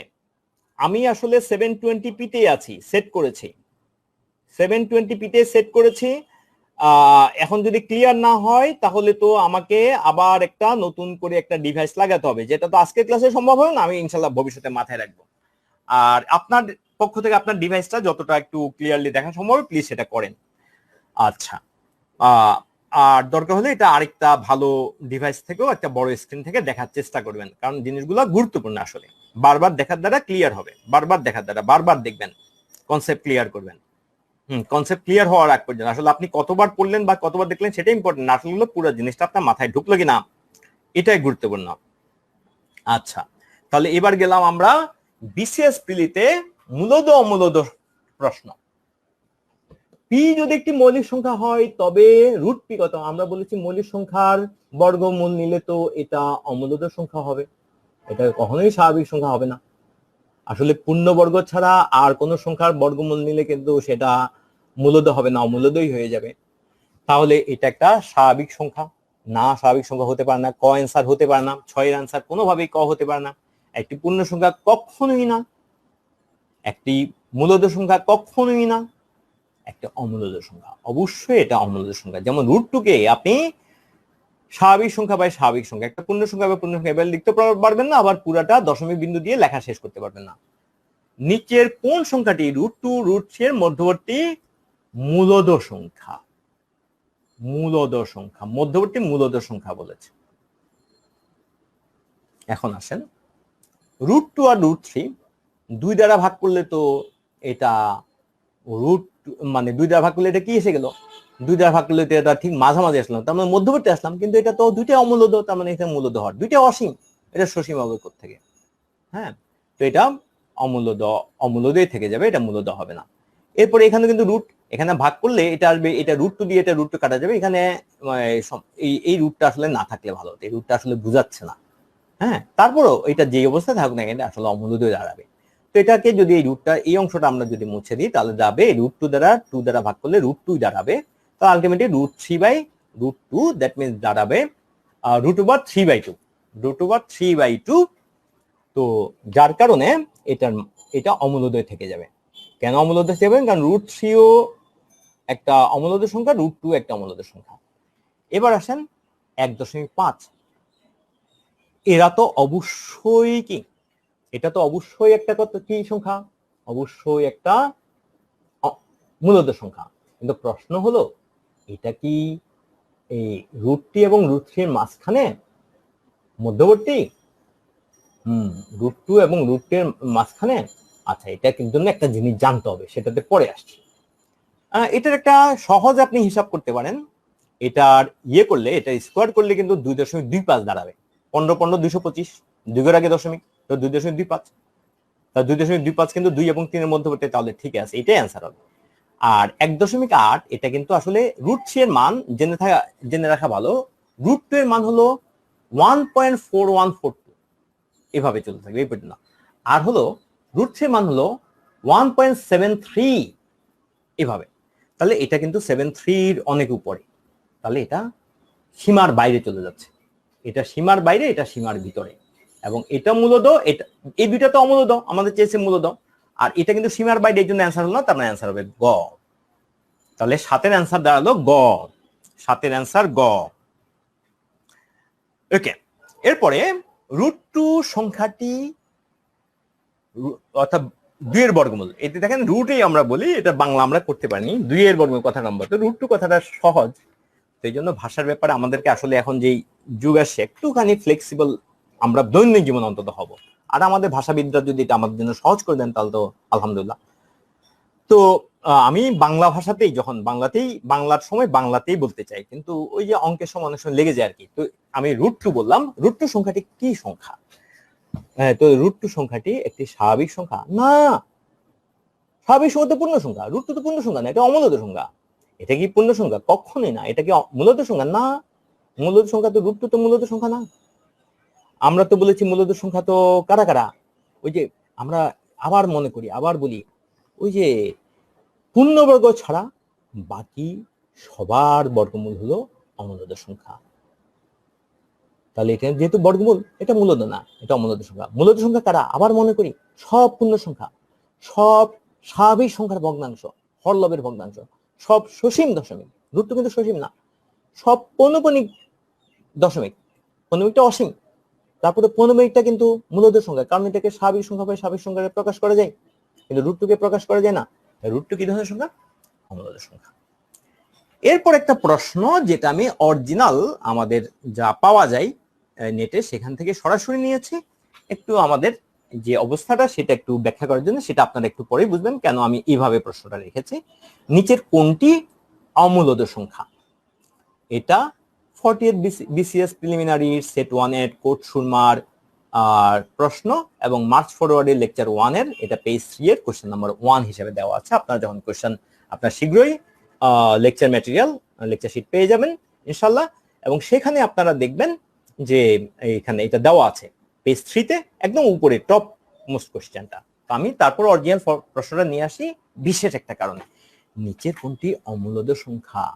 দেখেন আছে 0.4 পৌনঃপুনিক, একটু ব্লার, তারপরে একটু কষ্ট করে দেখবেন, এটা তো আবার বারবার দেখার সুযোগ আছে, এই জন্য একটু প্লিজ আমি বারবার বলবো, একটু বারবার দেখবেন, কারণ কয়বার দেখলেন এটা আসল কথা না, আসল কথা হলো জিনিসটা পুরোপুরি মাথায় ঢুকাতে পারলাম কিনা। এই কথাগুলো খুবই গুরুত্বপূর্ণ। আজকের এই ক্লাসটা করলে ইনশাল্লাহ মূলদ অমূলদ এবং সংখ্যা তত্ত্বের যে ধারণাগুলো, সেগুলো কিন্তু সব ক্লিয়ার হয়ে যাবে। আচ্ছা, একজন অ্যান্সার করেছেন ঘ, হ্যাঁ স্বাধীন খান, আপনি অ্যান্সার করেছেন ঘ। আরো অনেকে বলেছেন 61 অ্যান্সার ডি। কিন্তু ভাই এখানে একটা প্রশ্ন আছে, আমি এই জন্য নিয়ে রেখেছি। এই যে 0.4, এই কি বলে 4 পৌনঃপুনিক, এটা তো পৌনঃপুনিক, এটা তো মূলদ না, তার মানে কবাদ, খবাদ, কারণ এটা তো রুট কত, এটার রেজাল্ট দাঁড়াবে 3। এটা তো পৌনঃপুনিক, পৌনঃপুনিকটা আমরা বলছি কখনো, তার মানে এই কয়টা অ্যান্সার না। তাহলে আমরা অবশ্য বিসিএস এ অ্যান্সারটা দিয়ে আসবো গ, কিন্তু আমি বলবো এটাও আসলে অমূলদ সংখ্যা না ভাইয়া। যারা বলেছেন ক খ গ 161 এর এই যে রেড জোনটার মানে বা পিঙ্ক জোনটার যে কোশ্চেনটা দেখতে পাচ্ছি সেটার কিন্তু ক খ গ কোনো মতেই আমরা অ্যান্সার দিতে পারবো না, কোনো অবস্থাতেই না। আমাকে গুলি করলে আমি অ্যান্সার বলতে পারবো না, কিন্তু বিসিএস পরীক্ষা যখন দিতে বসবো তখন গ চোখ বন্ধ করে আমরা দাগিয়ে চলে আসবো। কিন্তু আসলে গটাও মূলত অমূলদ সংখ্যা বলা যায় না। কেন বলা যায় না ভাইয়া? কারণ আপনি যদি একে ভাঙেন দুই ভাবে ভাঙতে পারেন। প্রথমত আপনি কাটাকাটি করলে উপরে থাকবে 9, নিচে থাকবে এটা 48 দেখতে পাচ্ছি আমি, তো 48 কে 3 দিয়ে কাটলে 16, তো 9 এর বর্গমূল হলো উপরে 9 এর বর্গমূল 3 আর নিচে হলো 16 এর বর্গমূল 4, তার মানে রেজাল্ট কিন্তু 3/4 আসবে। তাহলে এটা অমূলদ হলো কোত্থেকে? এটা অমূলদ তো হয় না। তারপরেও বিসিএস এর প্রশ্নকর্তার প্রতি সম্মান রেখে আমি অ্যান্সারটা গ দিয়ে আসবো যদি আমি পরীক্ষার হলে বসতাম। আচ্ছা, এরপর আসেন আরেকটা জিনিস দেখেন, এটাকে যখন আপনি কি করেন এটাকে একটু মানে সিম্পলিফাই করলেন তাহলে এখানে থাকবে 9 × 3, তো 9 এর বর্গমূল যেহেতু আছে সেটা 9 এর বর্গমূল 3 সেটা বাইরে চলে আসবে রুটের, তাহলে থাকবে 3√3, 3√3 উপরে, আর নিচে থাকবে যে 48, 16 × 3, তাহলে 16 যেহেতু রুট আছে 4 তাহলে হয়ে যায় 4√3, তো রুট তো কাটা গেল, √3 তো কাটাই গেল, তাহলে কেমন হলো?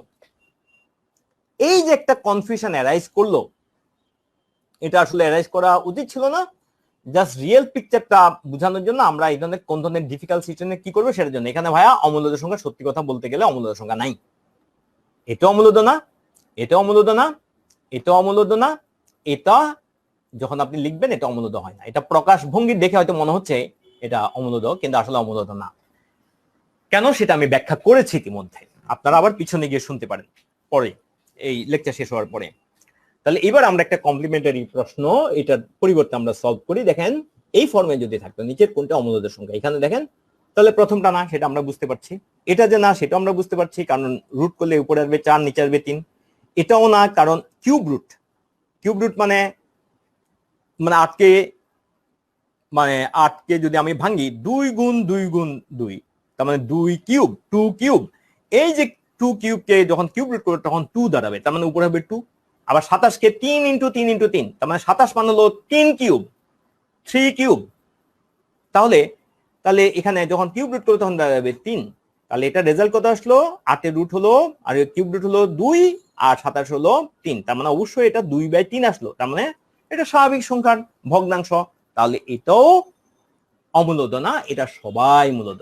এবার এটার ক্ষেত্রে এখানে রুটটি কিন্তু কোনো অবস্থাতেই মূলদ সংখ্যা না, তার মানে এটাই হলো আমাদের অ্যান্সার। তাহলে ব্যাপারটা বুঝে গেছে? এখানে যদি রুট যদি একদিকে থাকতো, যেমন বা এখানে যদি 7 হতো বা এখানে যদি 46 হতো, তখন আমরা বলতাম এটা অমূলদ সংখ্যা। এখন আমরা আমরা রিয়েলি বলতে পারছি না, কিন্তু বিসিএস এর ক্ষেত্রে আমরা না পারলেও অ্যান্সার গ দেব, এছাড়া উপায় নেই। আচ্ছা, যেহেতু আমাদের অন্য কোনো অ্যান্সার এখানে কারেক্ট না, কোন অবস্থাতে কারেক্ট না, তাহলে এরপরে আমরা যাচ্ছি বিসিএস প্রিলির ভগ্নাংশে কিছু প্রশ্ন। বিসিএস প্রিলিতে প্রথম প্রশ্ন যে 1.16, ওই যে ভগ্নাংশের কথা বলেছি না, এই জন্য ভগ্নাংশের প্রশ্ন শুরু করলাম আর কি। যদিও এটা আপনারা লেকচার মানে আমাদের মার্চ ফরওয়ার্ডের লেকচার শিট 2-তে পাবেন এই অঙ্কগুলো, কিন্তু আমি মিল দেখে এখানে করিয়ে ফেলছি। 1.16 সাধারণ ভগ্নাংশ কোনটি? তাহলে সাধারণ ভগ্নাংশটা মনে করি। তাহলে সাধারণ ভগ্নাংশ এটা দাঁড়াবে কত? আপনি লিখেন, খাতায় লিখেন, সবাই খাতা কলম নেন, এটা উপরে লেখেন। এটা আপনি দুই ভাবে করতে পারেন। আমি বলবো সবচেয়ে সহজ পদ্ধতি, এগুলো যেহেতু সমস্ত রেখেছে, সমস্ত সবগুলোতে আছে, আপনি একটাকে আগেই আপনি মিশ্র ভগ্নাংশ আকারে লেখেন। আপনি লেখেন 1 সমস্ত, 1 সমস্ত, একের পর থেকে ভগ্নাংশ লেখাটা শুরু করেন। 0.16, তাহলে এটাকে যদি সাধারণ ভগ্নাংশে প্রকাশ করি, আপনি লিখেন উপরে লিখবেন 1 সমস্তের পরে উপরে লিখবেন 16, নিচে লিখবেন 100। এইবার দেখেন আপনি কাটাকাটি করতে পারছেন। 16কে 4 দ্বারা ভাগ যায় 4, আর 100কে নিচের 100কে 4 দ্বারা ভাগ যায় 25, তার মানে 1 সমস্ত 25/4, 1 সমস্ত 25/4। এটা কিন্তু সহজ পদ্ধতি। অনেকে হয়তো লিখবেন, কোনো অসুবিধা নেই, কিন্তু টাইম একটু বেশি লাগবে ভাগ করতে। এটাকে 100 ভাগের 116 লিখতে পারেন। তো 100 ভাগের 116 যখন লিখবেন তখন কাটাকাটি করলে নিচে আসবে 25, আর 116কে যখন 4 দ্বারা, 100কে তো 4 দ্বারা ভাগ করলে 25, এই জন্য নিচে আসবে 25, আর 116কে যখন 4 দ্বারা ভাগ করবেন দেখবেন আপনি আসে 29। তো 29কে যখন মিশ্র ভগ্নাংশে প্রকাশ করেন 1 সমস্ত 25 ভাগের 4। তাহলে এখানে কি আমরা দেখলাম, আমরা যখন স্বাভাবিক ভগ্নাংশে প্রকাশ করব, সাধারণ ভগ্নাংশে প্রকাশ করব দশমিককে, তখন আমরা চাইলে এটাকে আগে থেকেই মিশ্র ভগ্নাংশে অর্থাৎ পূর্ণ সংখ্যাকে সমস্ত আকারে মিশ্র ভগ্নাংশে পাঠিয়ে দিতে পারি। মিশ্র ভগ্নাংশের সমস্ত যেটাকে বলি ওইটাকে পাঠিয়ে দিতে পারি। সমস্ত মানে আসলে পূর্ণ, এক সমস্ত মানে পূর্ণ এক। হ্যাঁ, এইভাবেই আমাদের ভাষাবিদরা এগুলো আমাদের বাংলা ভাষায় লিখেছেন। তাহলে অবশ্যই আমাদের অ্যান্সার হবে ঘ। ভেরি গুড, অনেকে কারেক্ট অ্যান্সার করেছেন। এরপরে 13 নম্বর প্রশ্ন। 13 নম্বর প্রশ্ন বলেছে 4টি 1 টাকা নোট ও 8টি 2 টাকা নোট একত্রে 8টি 5 টাকা নোটের কত অংশ? আচ্ছা, এখানে আমি একটা কথা এবার আবার একটু বলি। আজকের কথাটা কিন্তু, আজকের ক্লাসটা কিন্তু ডেসক্রিপটিভ বেশি। যদি আমি অঙ্ক কিছু কিছু করছি, কিন্তু ওই যে শুরুতে যেগুলো বলেছে এগুলা বোর্ডে লিখিতে গেলে এগুলা পুরাটা কিন্তু আপনাকে আমি দেখাতে পারতাম না। তো আমি এখন আজকের ক্লাসে এই যে এটা স্লাইড ব্যবহার করার প্রধান কারণ হলো পুরো জিনিসটা আপনার টোটাল পিকচারটা দেওয়া। যেহেতু এখানে আমরা ডিজিটাল ওয়ার্ল্ডে করছি, আমরা একটু ভেরিয়েশন রাখতে পারি। বোর্ডে লিখতে গেলে আমাদের আসলে এটা হতো না জিনিসটা এইভাবে। আরেকটা জিনিস, এই যে আমরা সলভ করছি এগুলো যেহেতু ছোট ছোট সলিউশন, আমাদের একটু মাথায় মাথায় সলভ করে একটু প্র্যাকটিসও থাকা দরকার ভাইয়া। হ্যাঁ, কারণ জীবনে সবকিছু আপনাকে বোর্ডে হাতে কলমে লিখে আপনিও করাবেন না, কেউ আপনাকে লিখবেন। এই জন্য শুনে বুঝে ফেলার অভ্যাস, অর্থাৎ understanding by seeing, understanding by listening, এই এই ক্যাপাসিটি কিন্তু বিল্ড আপ করার ব্যাপার আছে। তো আসেন, আমাদের বলেছে যে 4টি 1 টাকা নোট ও 8টি 2 টাকা নোট একত্রে 8টি 5 টাকা নোটের কত অংশ? তো 4টি 1 টাকা নোট, 1 টাকা নোট, এক একটা হলো 1 টাকা, তো 4টি, তাহলে এখানে 4 টাকা। 8টি ও বলেছে, তার মানে এটা একসাথে, একত্রে বলেছে আবার এখানে 8টি 2, তাহলে এখানে 16 টাকা, তাহলে একত্রে এখানে দাঁড়ালো কিন্তু 20 টাকা। দেখেন, একত্রে দাঁড়ালো এখানে 20 টাকা। এবার বলেছে 8টি 5 টাকা নোটের কত অংশ? ভগ্নাংশ বললে এর কার সাথে আছে? নোটের কত অংশ মানে শেষটার কত অংশ? যেটার সাথে এর প্রত্যয় যোগ হবে সেটা অলওয়েজ হরে চলে যাবে। যেটার সাথে এর প্রত্যয় যোগ হবে বা ইংলিশে লিখলে অফের পরে যেটা থাকবে সেটা অবশ্যই হরে চলে যাবে। তাহলে 8টি 5 টাকা নোট মানে হলো 40 টাকা। 5 টাকা নোট এক একটা 5 টাকা, তাহলে 8টা, তাহলে 5 8 40, তাহলে 40 যাবে নিচে, আর উপরে এখানে 4 আর 16, তার মানে 20। তো নিচে 40, উপরে 20, তাহলে এবার দেখেন কত হয়। তার মানে 2 ভাগের 1 আপনি মুখোমুখি করতে পারছেন। এই অঙ্কগুলো, আজকের অঙ্কগুলো সহজ, কিন্তু কনসেপ্টগুলো ডিফিকাল্ট বলেই আমরা আজকে স্লাইডের মাধ্যমে করছি। এই জন্য স্লাইডগুলো বারবার দেখেন, দরকার হলে যেখানে দরকার স্ক্রিনশট নেবেন। ওকে, তাহলে এটার অ্যান্সার হলো খ। মাশাআল্লাহ, আলহামদুলিল্লাহ, অনেকেই কিন্তু আপনাকে কনগ্রাচুলেশনস, আপনারা অনেকেই কারেক্ট অ্যান্সার করেছেন। এরপরে আমরা যাব এবার আরেকটা নতুন জিনিসে, যে পৌনঃপুনিক ভগ্নাংশের অঙ্ক কিন্তু আমরা এখনো করিনি। তার আগে আমি বলেছিলাম, কথা দিয়েছিলাম ক্লাসের মাঝখানে, যে পৌনঃপুনিক ভগ্নাংশকে কিভাবে সাধারণ ভগ্নাংশে প্রকাশ করা যায় সেটা আমি ব্যাখ্যা করব। কিন্তু এখানে পৌনঃপুনিক ভগ্নাংশের সাথে আমি সসীম দশমিক ভগ্নাংশকে নিয়ে আসছি। অসীমটাকে কেন আনিনি, অসীম অপৌনঃপুনিককে কেন আনি? কারণ সেটা তো অমূলদ, সে তো ভগ্নাংশে প্রকাশই করা যাবে না। সসীমকে পারবো, পৌনঃপুনিককে পারবো সাধারণ ভগ্নাংশে প্রকাশ করতে, কিন্তু অসীম অপৌনঃপুনিককে তো পারবো না, সেটা তো অমূলদ, নামটাই হলো অমূলদ, স্বাভাবিক সংখ্যার আকারে প্রকাশ করা যায় না বলে অমূলদ। আচ্ছা, এরপরে আমরা দেখি যে 0.3 এটা মানে কি? 0.3 মানে 10 ভাগের 1। দেখেন, এই যে দশমিক পরে এক ঘর, যখনই এক ঘর থাকবে, পৌনঃপুনিক না থাকলে কিন্তু এখানে কিন্তু কথা আছে। এই যখন সাধারণ দশমিক, সসীম দশমিক, পৌনঃপুনিক অসীম, সসীম দশমিক ভগ্নাংশের ক্ষেত্রে যখন পৌনঃপুনিক থাকবে না, তখন পৌনঃপুনিক না থাকলেই দশমিকের পরে প্রতি ঘরের জন্য আপনি একদম চোখ বন্ধ করে এখানে একের পাশে একটা থাকলে 2টা শূন্য বসাতেন। যেমন এখানে দেখেন 0.3 কে লিখেছি 10 ভাগের, এখানে 0.34 কে লিখেছি 100 ভাগের। তো যাই হোক, এটা কিন্তু 0.3 মানে 10 ভাগের 3, আর 0.34 মানে 100 ভাগের 34। আবার দেখেন আরেকটা, এখানে এটা 1.3 মানে কিন্তু 10 ভাগের 3, এভাবে কিন্তু আবার 1.13 মানে কিন্তু 100 ভাগের 113। কিন্তু আমি এতক্ষণ পর্যন্ত যা বলেছি আমি পৌনঃপুনিকের কথা কিন্তু ভুলেও উল্লেখ করিনি। হ্যাঁ, এরপরে এখন আমরা পৌনঃপুনিকে আমরা যাচ্ছি। হ্যাঁ, মোহাম্মদ কামরুজ্জামান স্বপন, আপনাকে অনেক ধন্যবাদ। আমি অনেক আনন্দিত উপভোগ করছি, অনেক আনন্দিত ফিল করছি যে আপনাদেরকে আমি কিছুটা হলো হেল্প করতে পারছি। এবং এটাই আসলে এই যে আমাদের মার্চ ফরওয়ার্ডের ইয়ে হলো আসুন মায়া ছড়াই, কি অসাধারণ একটা কথা, আসুন মায়া ছড়াই। এই তো এই মায়া দিয়ে আমরা আমাদের জাতিটাকে, এখনো আমাদের জাতিটা যা আছে ইনশাল্লাহ তার চেয়ে ভালো হবে যদি আমরা মায়া ছড়াতে থাকি। এবং মার্চ ফরওয়ার্ডের প্রচেষ্টা থাকবে এটা, আমাদের শেখানোতে থাকবেও সেটাই। হ্যাঁ, আসুন তাহলে আমরা আমি কিন্তু এর মধ্যে সসীম দশমিক ভগ্নাংশকে কিভাবে সাধারণ ভগ্নাংশে প্রকাশ করা যায় সেটা কিন্তু আমি এর মধ্যে বলে ফেলেছি।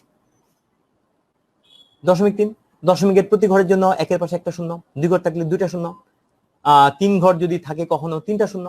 এখানে 3 ঘরটা অবশ্য আমি দিইনি, কিন্তু আমার কনসেন্ট্রেশন হলো পৌনঃপুনিকের বেলায়। এই যে 0.333, এই যে 3 বারবার আসলে এটা বলি 0.3 পৌনঃপুনিক। পৌনঃপুনিক বুঝাতে এই যে একটা ফোঁটা, 3টাই শুধু রিপিট করে। পৌনঃপুনিকের এক একটা ঘরের জন্য আসবে নয়, যেখানে পৌনঃপুনিক আছে বুঝাবে, যে সংখ্যাটা পুনঃ আসবে বুঝাবে, সেটার জন্য হরে বসবে একটা নয়। 2টা থাকলে 2টাতে যদি বুঝায় 2টা নয়, না বুঝালে কিন্তু এটা শূন্য। কোনোটা যদি পৌনঃপুনিক, এটা একটু পরে একটু পরেই দেখবো। আচ্ছা, তাহলে এখানে আমরা এবার 0.3, তাহলে 0.333 এটা মানে 0.3 পৌনঃপুনিক মানে 9/3। এবার আসুন যে 0.34 100/4 হলো, কিন্তু 0.34 এটা যদি আসতে থাকে, এটা এখানে সসীম, এখানে থেমে গেছে। এখানে শূন্য ছাড়া আপনি আর কিছুই বসাতে পারবেন না। এখানে কিন্তু আপনি সারা জীবন ধরে লিখলেও লেখা শেষ হবে না, কারণ এটা অসীম। আপনার জীবন, আপনার সন্তানের জীবন, আপনার নাতির জীবন, তাদের নাতির জীবন, সবার জীবন চলে গেল, এটা লেখা শেষ হবে না। এটা অসীম, এটা হলো অসীমের ধারণা। তাহলে 0.3 পৌনঃপুনিক 4 পৌনঃপুনিক, এটা 3ও বারবার আসে, 4ও বারবার, 3 4 পুরাটাই আসে। তাহলে ওই যে বলেছি প্রতিটা ঘরের জন্য একটা করে নয়, আর বাকিটা সরাসরি বসে গেল। কখনো কোনো সরাসরি বসবে না, আসবো সেই ব্যাপারে। এই আবার দিয়ে কি লিখেছে দেখেন, 0.3444। এখানে কিন্তু দেখেন আগে 3 4 3 4 3 4 পুরাটাই আসছে, পুরা গুচ্ছটাই আসছে। এখানে কিন্তু 3কে বাদ দিয়ে আসছে, 3 কিন্তু বাদ দিয়ে আসছে, 3কে আলাদা, সে বারবার আসছে না, তাকে একবারই রেখেছে। হয়তো সে খুবই মূল্যবান, এজন্য একবারই রেখেছে, আসছে। তো যাই হোক, 0.34 পৌনঃপুনিক। ও মূল্যবান কথাটা এমনি এমনি বলেছে, এটার সাথে আমাদের গণিতের কনসেপ্ট নেই। তো যাই হোক, এখন আসেন, আমরা আগেই বলেছি পৌনঃপুনিকের প্রতি ঘরের জন্য নয়, এখানে 1 বসানো যাবে না, পৌনঃপুনিক থাকলে সেখানে 1 বসবে না, নয়। আর যেখানে পৌনঃপুনিক তার জন্য শূন্য, এখানে কথা শেষ না। এখানে কিন্তু 34 সরাসরি বসবে না, ওই যার উপর পৌনঃপুনিক বুঝায়নি সেটা কিন্তু বাদ চলে যাবে, সে কিন্তু বাদ হয়ে যাবে, বিয়োগ হয়ে যাবে। তার মানে 0.444 অর্থাৎ 0.34 পৌনঃপুনিক, শুধু 4-এর উপর পৌনঃপুনিক, এই জন্য 4-এর জন্যই 9 বসলো। অর্থাৎ শূন্য তো আগে বসাবেন না, আগে 9 বসাবেন, তারপর এটার জন্য শূন্য বসলো, তারপর যেটার উপর পৌনঃপুনিক না। এখানে একটু ভুল হয়ে গেছে, এটাকে কারেক্ট করবেন। এই যে আপনারা ছাড়া দেখছেন আমি কিন্তু অচল, এখানে আপনারা ছাড়া আমি অচল। এই যে দেখেন আপনার জন্য কাজ রয়ে গেছে, এটাতে কিন্তু 3 বসাবেন। এখনই ঠিক করে নেন প্লিজ, এখনই ঠিক করে নেন। এটা লেখাটা আপনারা নিজেরা লেখেন। আবার এখানে 3 কারেকশন হবে, 90/34 - 3, এখানে হবে 3 বাদ যাবে, এখানে 3 বাদ যাবে, তাহলে 34 থেকে এখানে যাবে 31 কারেক্ট করে নেন। হ্যাঁ, কারেক্ট করে নেন। আচ্ছা, এটা কারেক্ট করে নেন। আচ্ছা, এরপরে আসেন 1.3। আমরা আগে একটু ধারণা পেয়েছি, এটা 1 সমস্ত 10/3ও লিখতে পারি। 1 সমস্ত 10/3কেও আবার আমরা যদি অপ্রকৃত বানিয়ে ফেলি তাহলে 10/13 আসবে। অথবা এই যে 1 ঘরে দশমিক, 1-এর পাশে একটা শূন্য, এটা সাধারণ দশমিক যেহেতু সসীম দশমিক, আর বাকিটা সরাসরি বসে গেল। কিন্তু পৌনঃপুনিকের ক্ষেত্রে দেখেন 1.33333, এটা আগের মতোই। তাহলে এটা 1 ঘরে পৌনঃপুনিক আছে, আর কোনো ঘর নাই, দশমিকের পর আর কোনো ঘর নাই, তাহলে 9 বসলো। আর পুরো সংখ্যাটা লিখলাম 13 -1, তাহলে এখানে 12, আর কাটাকাটি করলে 3/4। 3/4কে যদি আপনি দশমিক ভগ্নাংশে প্রকাশ করেন দেখবেন ক্যালকুলেটরে 3 আসতেই থাকে। এটাকে আপনি চাইলে 1 সমস্ত লিখতে পারতেন, মানে এক সমস্ত কত 9/3 লিখতে হতো, তাহলে সেক্ষেত্রে পেতেন একইভাবে 9/12 পেতেন। ওই যে আমি আগে বলেছিলাম, আপনি চাইলে যখন আপনি মিশ্র ভগ্নাংশ, যদি আপনি মিশ্র ভগ্নাংশে প্রকাশ করতেন, মিশ্র ভগ্নাংশের শুরুতে প্রকাশ করতেন, ওই দশমিকের আগেরটাকে জাস্ট কি করবেন, মিশ্র ভগ্নাংশের সমস্ত আকারে রেখে দিবেন। সমস্ত আকারে দেখবেন অনেকেই বলেছেন একেবারে ক্লিয়ার, আবার দুই একজন বলছেন স্লাইড দেখা যায় না। ভাই একটু প্লিজ দেখেন আপনাদের ডিভাইসের কোনো সমস্যা আছে কিনা। আমি আপনাদের এই কথাটা অবশ্যই গুরুত্ব দিয়ে দেখবো এবং ভবিষ্যতে এটা আমি অবশ্যই অ্যাড্রেস করব। কিন্তু আজকে আপাতত আমি রিকোয়েস্ট করব আপনি একটু দেখেন নিজে কোনো একভাবে দেখা যায় কিনা, আর ডিভাইসটা যদি খুব ছোট হয় তাহলে করবেন না। আর এটা তো স্লাইড তো ক্যামেরাতে না ভাইয়া, স্লাইডটা ক্যামেরাতে না, এটা সরাসরি পিসির স্ক্রিন থেকে ভাইয়া, আব্দুল্লাহ আল মামুন ভাইয়াকে বলছে, এটা সরাসরি পিসির স্ক্রিন থেকে। এরপরে হলো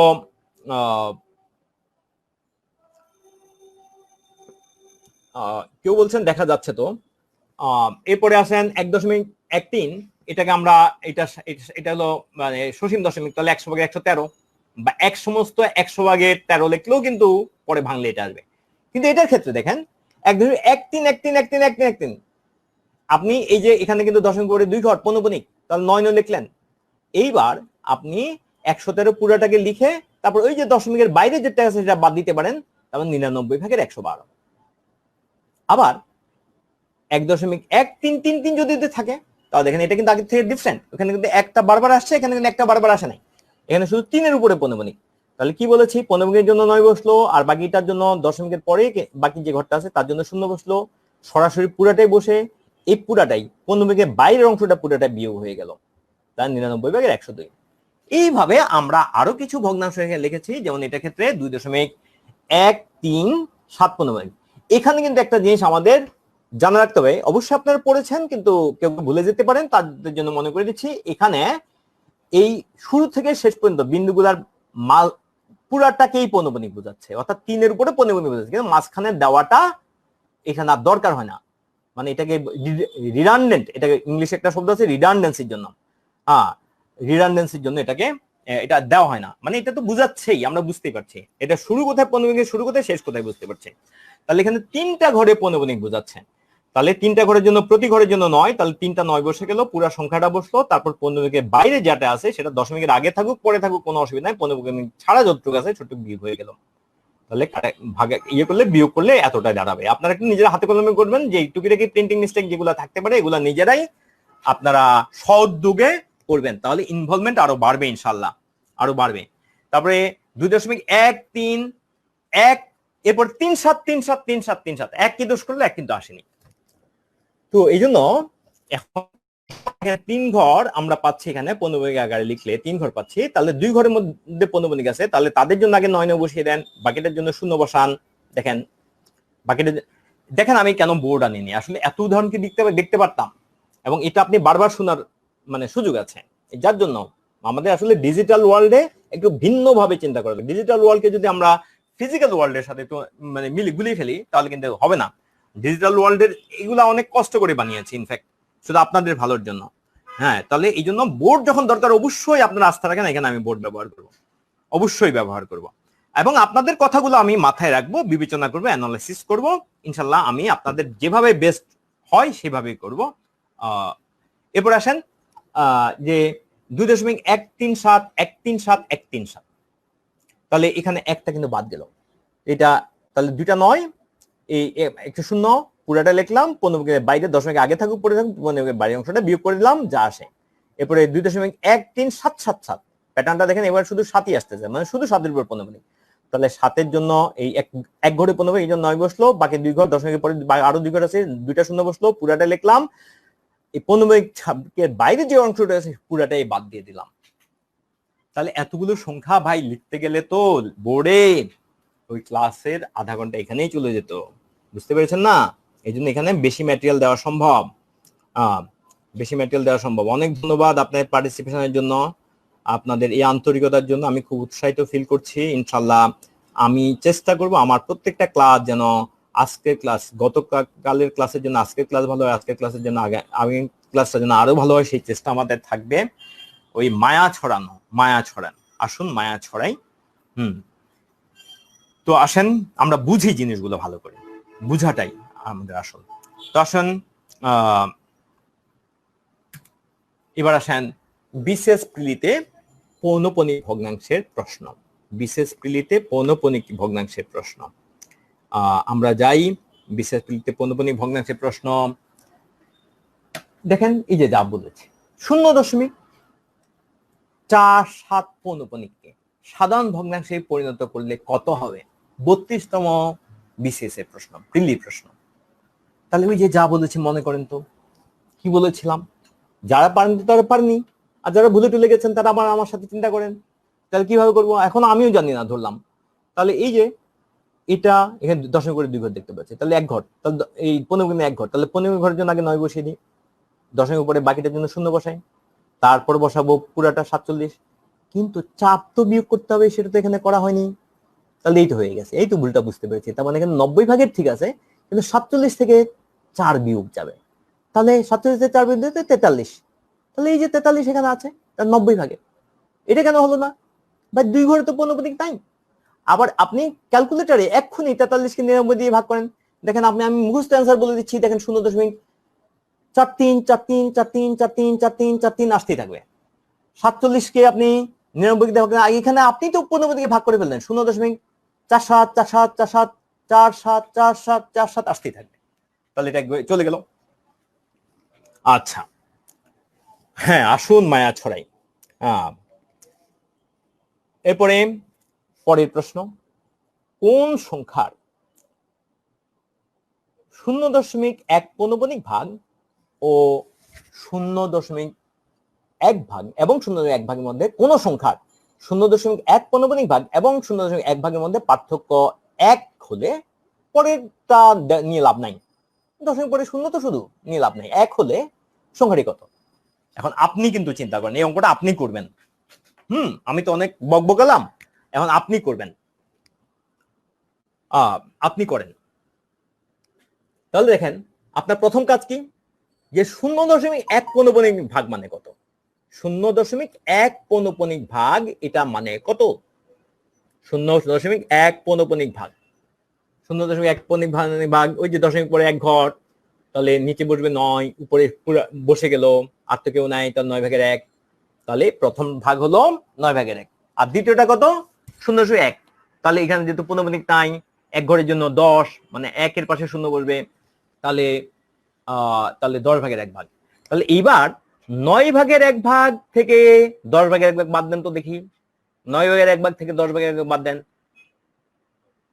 লিখেছেন? খাতা লিখেন, খাতা কলম নিয়ে বসবেন, গণিত ক্লাস, খাতা কলম রাখবেন সাথে, গণিত ক্লাস।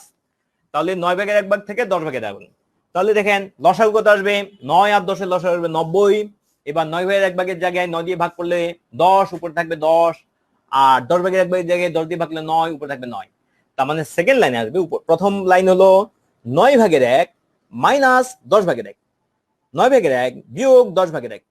পরের লাইনে সমান আসবে লসাগু 90, নিচে থাকবে 90, উপরে 10 বিয়োগ 9, তাহলে 90 ভাগের 1। তাহলে ওরা বলছে এই যে পার্থক্য, এটা মান হলো 1, তাহলে সংখ্যাটা কত? তো 90 ভাগের 1 ভাগে যদি 1 হয়, 1 ভাগে যদি 1 হয়, জিনিসটা তো 90 ভাগ, তো 90 ভাগে 90, তাহলে তো এটার কোনো সমস্যা নাই। তাহলে আমরা অ্যান্সারটা কত বলতে পারি? আমরা অ্যান্সারটা বলতে পারি গ। তাহলে এই হলো আমাদের সংখ্যার কিছু অঙ্ক এবং সংখ্যার কিছু কনসেপ্ট আমরা করলাম। তাহলে আবার শুরু থেকে একটু দেখে নিই, আমরা একটু রিভিউ করি। শুরুতে রিভিউ করে আমরা কি কি পড়েছি, যারা হয়তো পরে জয়েন করেছেন। আজকের ক্লাসে আমরা শুরু করেছি কোথা থেকে? আজকে আমরা সংখ্যা থেকে আমরা শুরু করেছি। আমি একটু কুইকলি রিভিউ করে দিচ্ছি। আমরা স্বাভাবিক সংখ্যা শিখেছি। স্বাভাবিক সংখ্যা কারা? যাদের মাধ্যমে আমরা গণনা করি 1 2 3 4 5 6। কেউ কেউ শূন্যকে ইনক্লুড করে, কিন্তু আমাদের দেশের সিলেবাসে শূন্যকে স্বাভাবিক সংখ্যা মানে ন্যাচারাল নাম্বার মধ্যে রাখা হয়নি। এদের আরেকটা নাম হলো ধনাত্মক পূর্ণ সংখ্যা। আচ্ছা, এরপরে আমরা শিখেছি 2 দ্বারা ভাগ করলে ভাগ গেলে জোড়, না গেলে বিজোড়। আবার আমরা শিখেছি যে যারা শুধুমাত্র 2টা সংখ্যা দ্বারা ভাগ যায় তারা হলো মৌলিক, যারা 2টার বেশি সংখ্যা অর্থাৎ 3টা 4টা 5টা 6টা এরকম সংখ্যা দ্বারা ভাগ যায় পূর্ণ সংখ্যা, তাদেরকে বলে আমরা যৌগিক সংখ্যা, তাদেরকে আমরা বলি যৌগিক সংখ্যা। এই ব্যতিক্রম, এর বাইরে দুইটা সংখ্যা রয়ে গেছে। একটা হলো এক, এটা মৌলিক না, যৌগিক না, এটার অন্য নাম আছে একক সংখ্যা নামে ডাকা হয়। কেউ বলে এটা মাল্টিপ্লিকেটিভ আইডেন্টিটি, অর্থাৎ এটার দ্বারা গুণ করলে কোনো কিছু চেঞ্জ হয় না। আবার এরপরে একদম শেষে আরেকটা ব্যতিক্রম হয়ে গেছে শূন্য। শূন্য হলো সে নিজের দ্বারা ভাগ যায় না, কিন্তু দুনিয়া সবার দ্বারা ভাগ যায়। নিজের দ্বারা ভাগ যায় না মানে ভাগ করলে রেজাল্ট কত এটা কেউ জানে না। তো এটার হলো, এটাকে বলে অ্যাডিটিভ আইডেন্টিটি, অর্থাৎ শূন্য, কোনো কিছুর সাথে শূন্য যদি যোগ করেন তাহলে ওই যোগফল ওই মূল জিনিসটা থেকে যাবে। অর্থাৎ একের সাথে শূন্য যোগ করলে এক, দুইয়ের সাথে শূন্য যোগ করলে দুই, এভাবে অ্যাডিটিভ আইডেন্টিটি। তো যাই হোক, এরপর আমরা রেখেছি সাধারণ ভগ্নাংশ। এর মধ্যে আমরা প্রকৃত অপ্রকৃত বলেছি। প্রকৃত কি, এখানে আমরা বলেছি প্রকৃত মানে আসলেই ভগ্নাংশ, প্রকৃত কথা মানে প্রকৃত, জেনুইন, তাহলে প্রপার, তার মানে উপরে ছোট নিচে বড়। আর অপ্রকৃত এখানে আমরা প্রিন্টিং মিস্টেক আপনার কারেকশনের জন্য রেখেছি, উপরে বড় নিচে ছোট হবে, এটা হলো ইমপ্রপার ফ্র্যাকশন, যাদেরকে আমরা মিশ্র ভগ্নাংশে প্রকাশ করতে পারি। এরপর আমরা বলেছি দশমিক ভগ্নাংশ। দশমিক ভগ্নাংশের আমরা কিভাবে আসলো সেটা আমরা ব্যাখ্যা করেছি, বাট এটা পরীক্ষার জন্য খুব বেশি গুরুত্বপূর্ণ না, আর দরকার হলে আপনি পরে আবার শুনে নেবেন। এরপর আসেন দশমিক ভগ্নাংশের। এরপর আমরা দেখলাম দশমিক ভগ্নাংশের ক্ষেত্রে সসীম আছে, অসীম আছে। এই সসীমটা তো সসীমই রয়ে গেল, কিন্তু অসীমটাকে আমরা দেখেছি যে কিছু একই সংখ্যাগুলো বারবার আসে, একই সংখ্যাগুচ্ছ, এটা একটা হতে পারে, একাধিক হতে পারে, বারবার আসে, যাদের বারবার আসে তাদেরকে আমরা বলি পুনঃপুন থেকে। বারবারের একটা ওয়ার্ড হলো পুনঃপুন, তো পুনঃপুন থেকে আমরা বলি পৌনঃপুনিক। আর রিওকার, সেখান থেকে আমরা বলি রেকারিং ডেসিমাল। আর এরপরে রিপিট করে বলে আমরা রিপিটিং ডেসিমাল বলতে পারি। আর লেখার পদ্ধতির কারণে এটাকে আবৃত্ত দশমিক ভগ্নাংশ বলা হয়। এরপর আমরা বলেছি যে এই যে অসীম দশমিক ভগ্নাংশ, যেটাকে স্বাভাবিক সংখ্যা বা স্বাভাবিক সংখ্যাকে প্রকাশ করা যায় না, তাকে আমরা বলেছি এটা হলো যাদেরকে প্রকাশ করা যায় তারা হলো মূলদ সংখ্যা, আর যাদেরকে স্বাভাবিক সংখ্যা বা স্বাভাবিক সংখ্যাকে প্রকাশ করা যায় না তাদেরকে বলে অমূলদ সংখ্যা। মূলদ সংখ্যা হলো রেশনাল নাম্বার, অমূলদ সংখ্যা হলো ইরেশনাল নাম্বার। এরপরে ধনাত্মক ঋণাত্মক সংখ্যার ধারণা, এটা আমরা দেখেছি, এটা আমরা জানি মোটামুটি। শূন্যর চেয়ে বড় হলে আমরা বলি ধনাত্মক, শূন্যর চেয়ে ছোট হলে আমরা বলি ঋণাত্মক। তারপরে হলো বাস্তব সংখ্যা, আমরা দেখেছি বাস্তব সংখ্যার মধ্যে আসলে দুই রকম সংখ্যা আছে, মূলদ সংখ্যা, অমূলদ সংখ্যা। বাট মূলদের মধ্যে ভিতরে আবার সংখ্যা আছে, স্বাভাবিক সংখ্যা, সাধারণ ভগ্নাংশ, সসীম ভগ্নাংশ। এখানে বাস্তব সংখ্যার ক্লাসিফিকেশনটা আমরা দেখেছি, ওই যে মূলত দুই ভাগ, মূলদ অমূলদ। এরপরে মূলদের মধ্যে ভাগগুলো আমরা আলোচনা করেছি ইতিমধ্যে, বারবার বলেছি, তারপরে এক নজরে দেখে নেন। এরপরে আমরা বলেছি যে আসলে এর বাইরেও সংখ্যা আছে, ইমাজিনারি নাম্বার বা দুইটা মিলিয়ে রিয়েল নাম্বার বা বাস্তব সংখ্যা এবং কাল্পনিক সংখ্যা মিলিয়ে যে কমপ্লেক্স নাম্বার, কিন্তু সেটা আমাদের টেস্টের জন্য দরকার নেই। সেটা ইন্টারেস্ট থাকলে আমরা এর বাইরে শিখে নেব। টেস্ট প্রিপারেশন আপাতত যতটুকু টেস্টের জন্য দরকার সেটা আমরা ভালো করে শিখবো, কনসেপ্ট ক্লিয়ার করে শিখবো। এরপর আমরা মৌলিক সংখ্যা ধারণা পেয়েছি, এবং মৌলিক সংখ্যার এখানে 1 থেকে 100 পর্যন্ত, 120 পর্যন্ত মৌলিক সংখ্যা 4টা দিয়েছি। গ্রিন কলামের গুলো কখনোই মৌলিক হবে না। আর দেখেন কিছু একটা রেড দিয়ে বাকিগুলা কিন্তু মানে গ্রিনও আছে, ইয়েলো আছে, যেমন 3, 5-এর ক্ষেত্রে কিন্তু বাকি সবগুলা কিন্তু গ্রিন হয়ে গেছে। অর্থাৎ শেষে 2 আছে এমন মৌলিক সংখ্যা শুধু একটা, শেষে 5 আছে এমন মৌলিক সংখ্যা শুধু 5। আর শেষে 6 কোনো মৌলিক সংখ্যা না শেষে, আর শেষে 7 থাকলে মৌলিকও হতে পারে, নাও হতে পারে। তো যাই হোক, 10 বা তার উপরে যত মৌলিক সংখ্যা আছে তাদের শেষে থাকে 1, 3, 7, 9, এই পয়েন্টটা মনে রাখবেন। এবং আমরা বলেছি 120 পর্যন্ত কোন সংখ্যা মৌলিক কিনা এটা টেস্ট করার জন্য শুধু 3 আর 7 দ্বারা ভাগ করলেই চলে। এরপরে 1 থেকে 100 পর্যন্ত এটা আপনারা পরে স্ক্রিনশট নিয়ে নেবেন এবং এক নজরে দেখে নেওয়ার চেষ্টা করবেন। এরপরে আমরা এই সংখ্যাগুলো করলাম। তাহলে আজকে আমরা অনেক পড়লাম, আসলে মানে যতটুকু পড়লাম আলহামদুলিল্লাহ। এখন এটাই ভালো করে রিভাইজ করেন। আজকের ক্লাসটা আমরা আর লেংদি করব না। আপনাদেরকে অনেক ধন্যবাদ, আপনাদের সবার আন্তরিক যেই অংশগ্রহণের জন্য।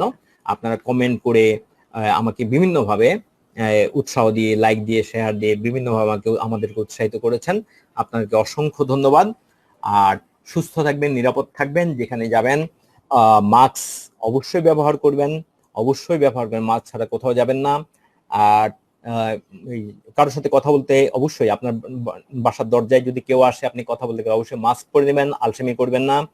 এবং অবশ্যই আপনি কোনো কিছু ধরার পরে আপনার সবসময় ঘরের মধ্যে থাকে এরকম জিনিস ছাড়া, যে বাইরের কারো টাচ লেগেছে এরকম কিছু জিনিস আপনি টাচ করার পরে অবশ্যই হাত ধুবেন।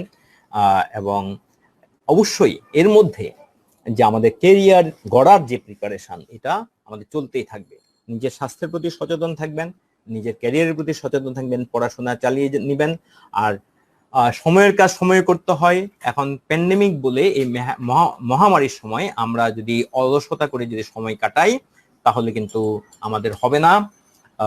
আমরা সময়গুলোকে ভালোভাবে ইউটিলাইজ করার চেষ্টা করব, কাজে লাগানোর চেষ্টা করব। তাহলে থ্যাংক ইউ সো মাচ, আপনাদের সাথে সময়টা আমার অনেক ভালো কেটেছে। তো ভালো থাকবেন সবাই, আল্লাহ হাফেজ, আসসালামু আলাইকুম ওয়া রাহমাতুল্লাহ।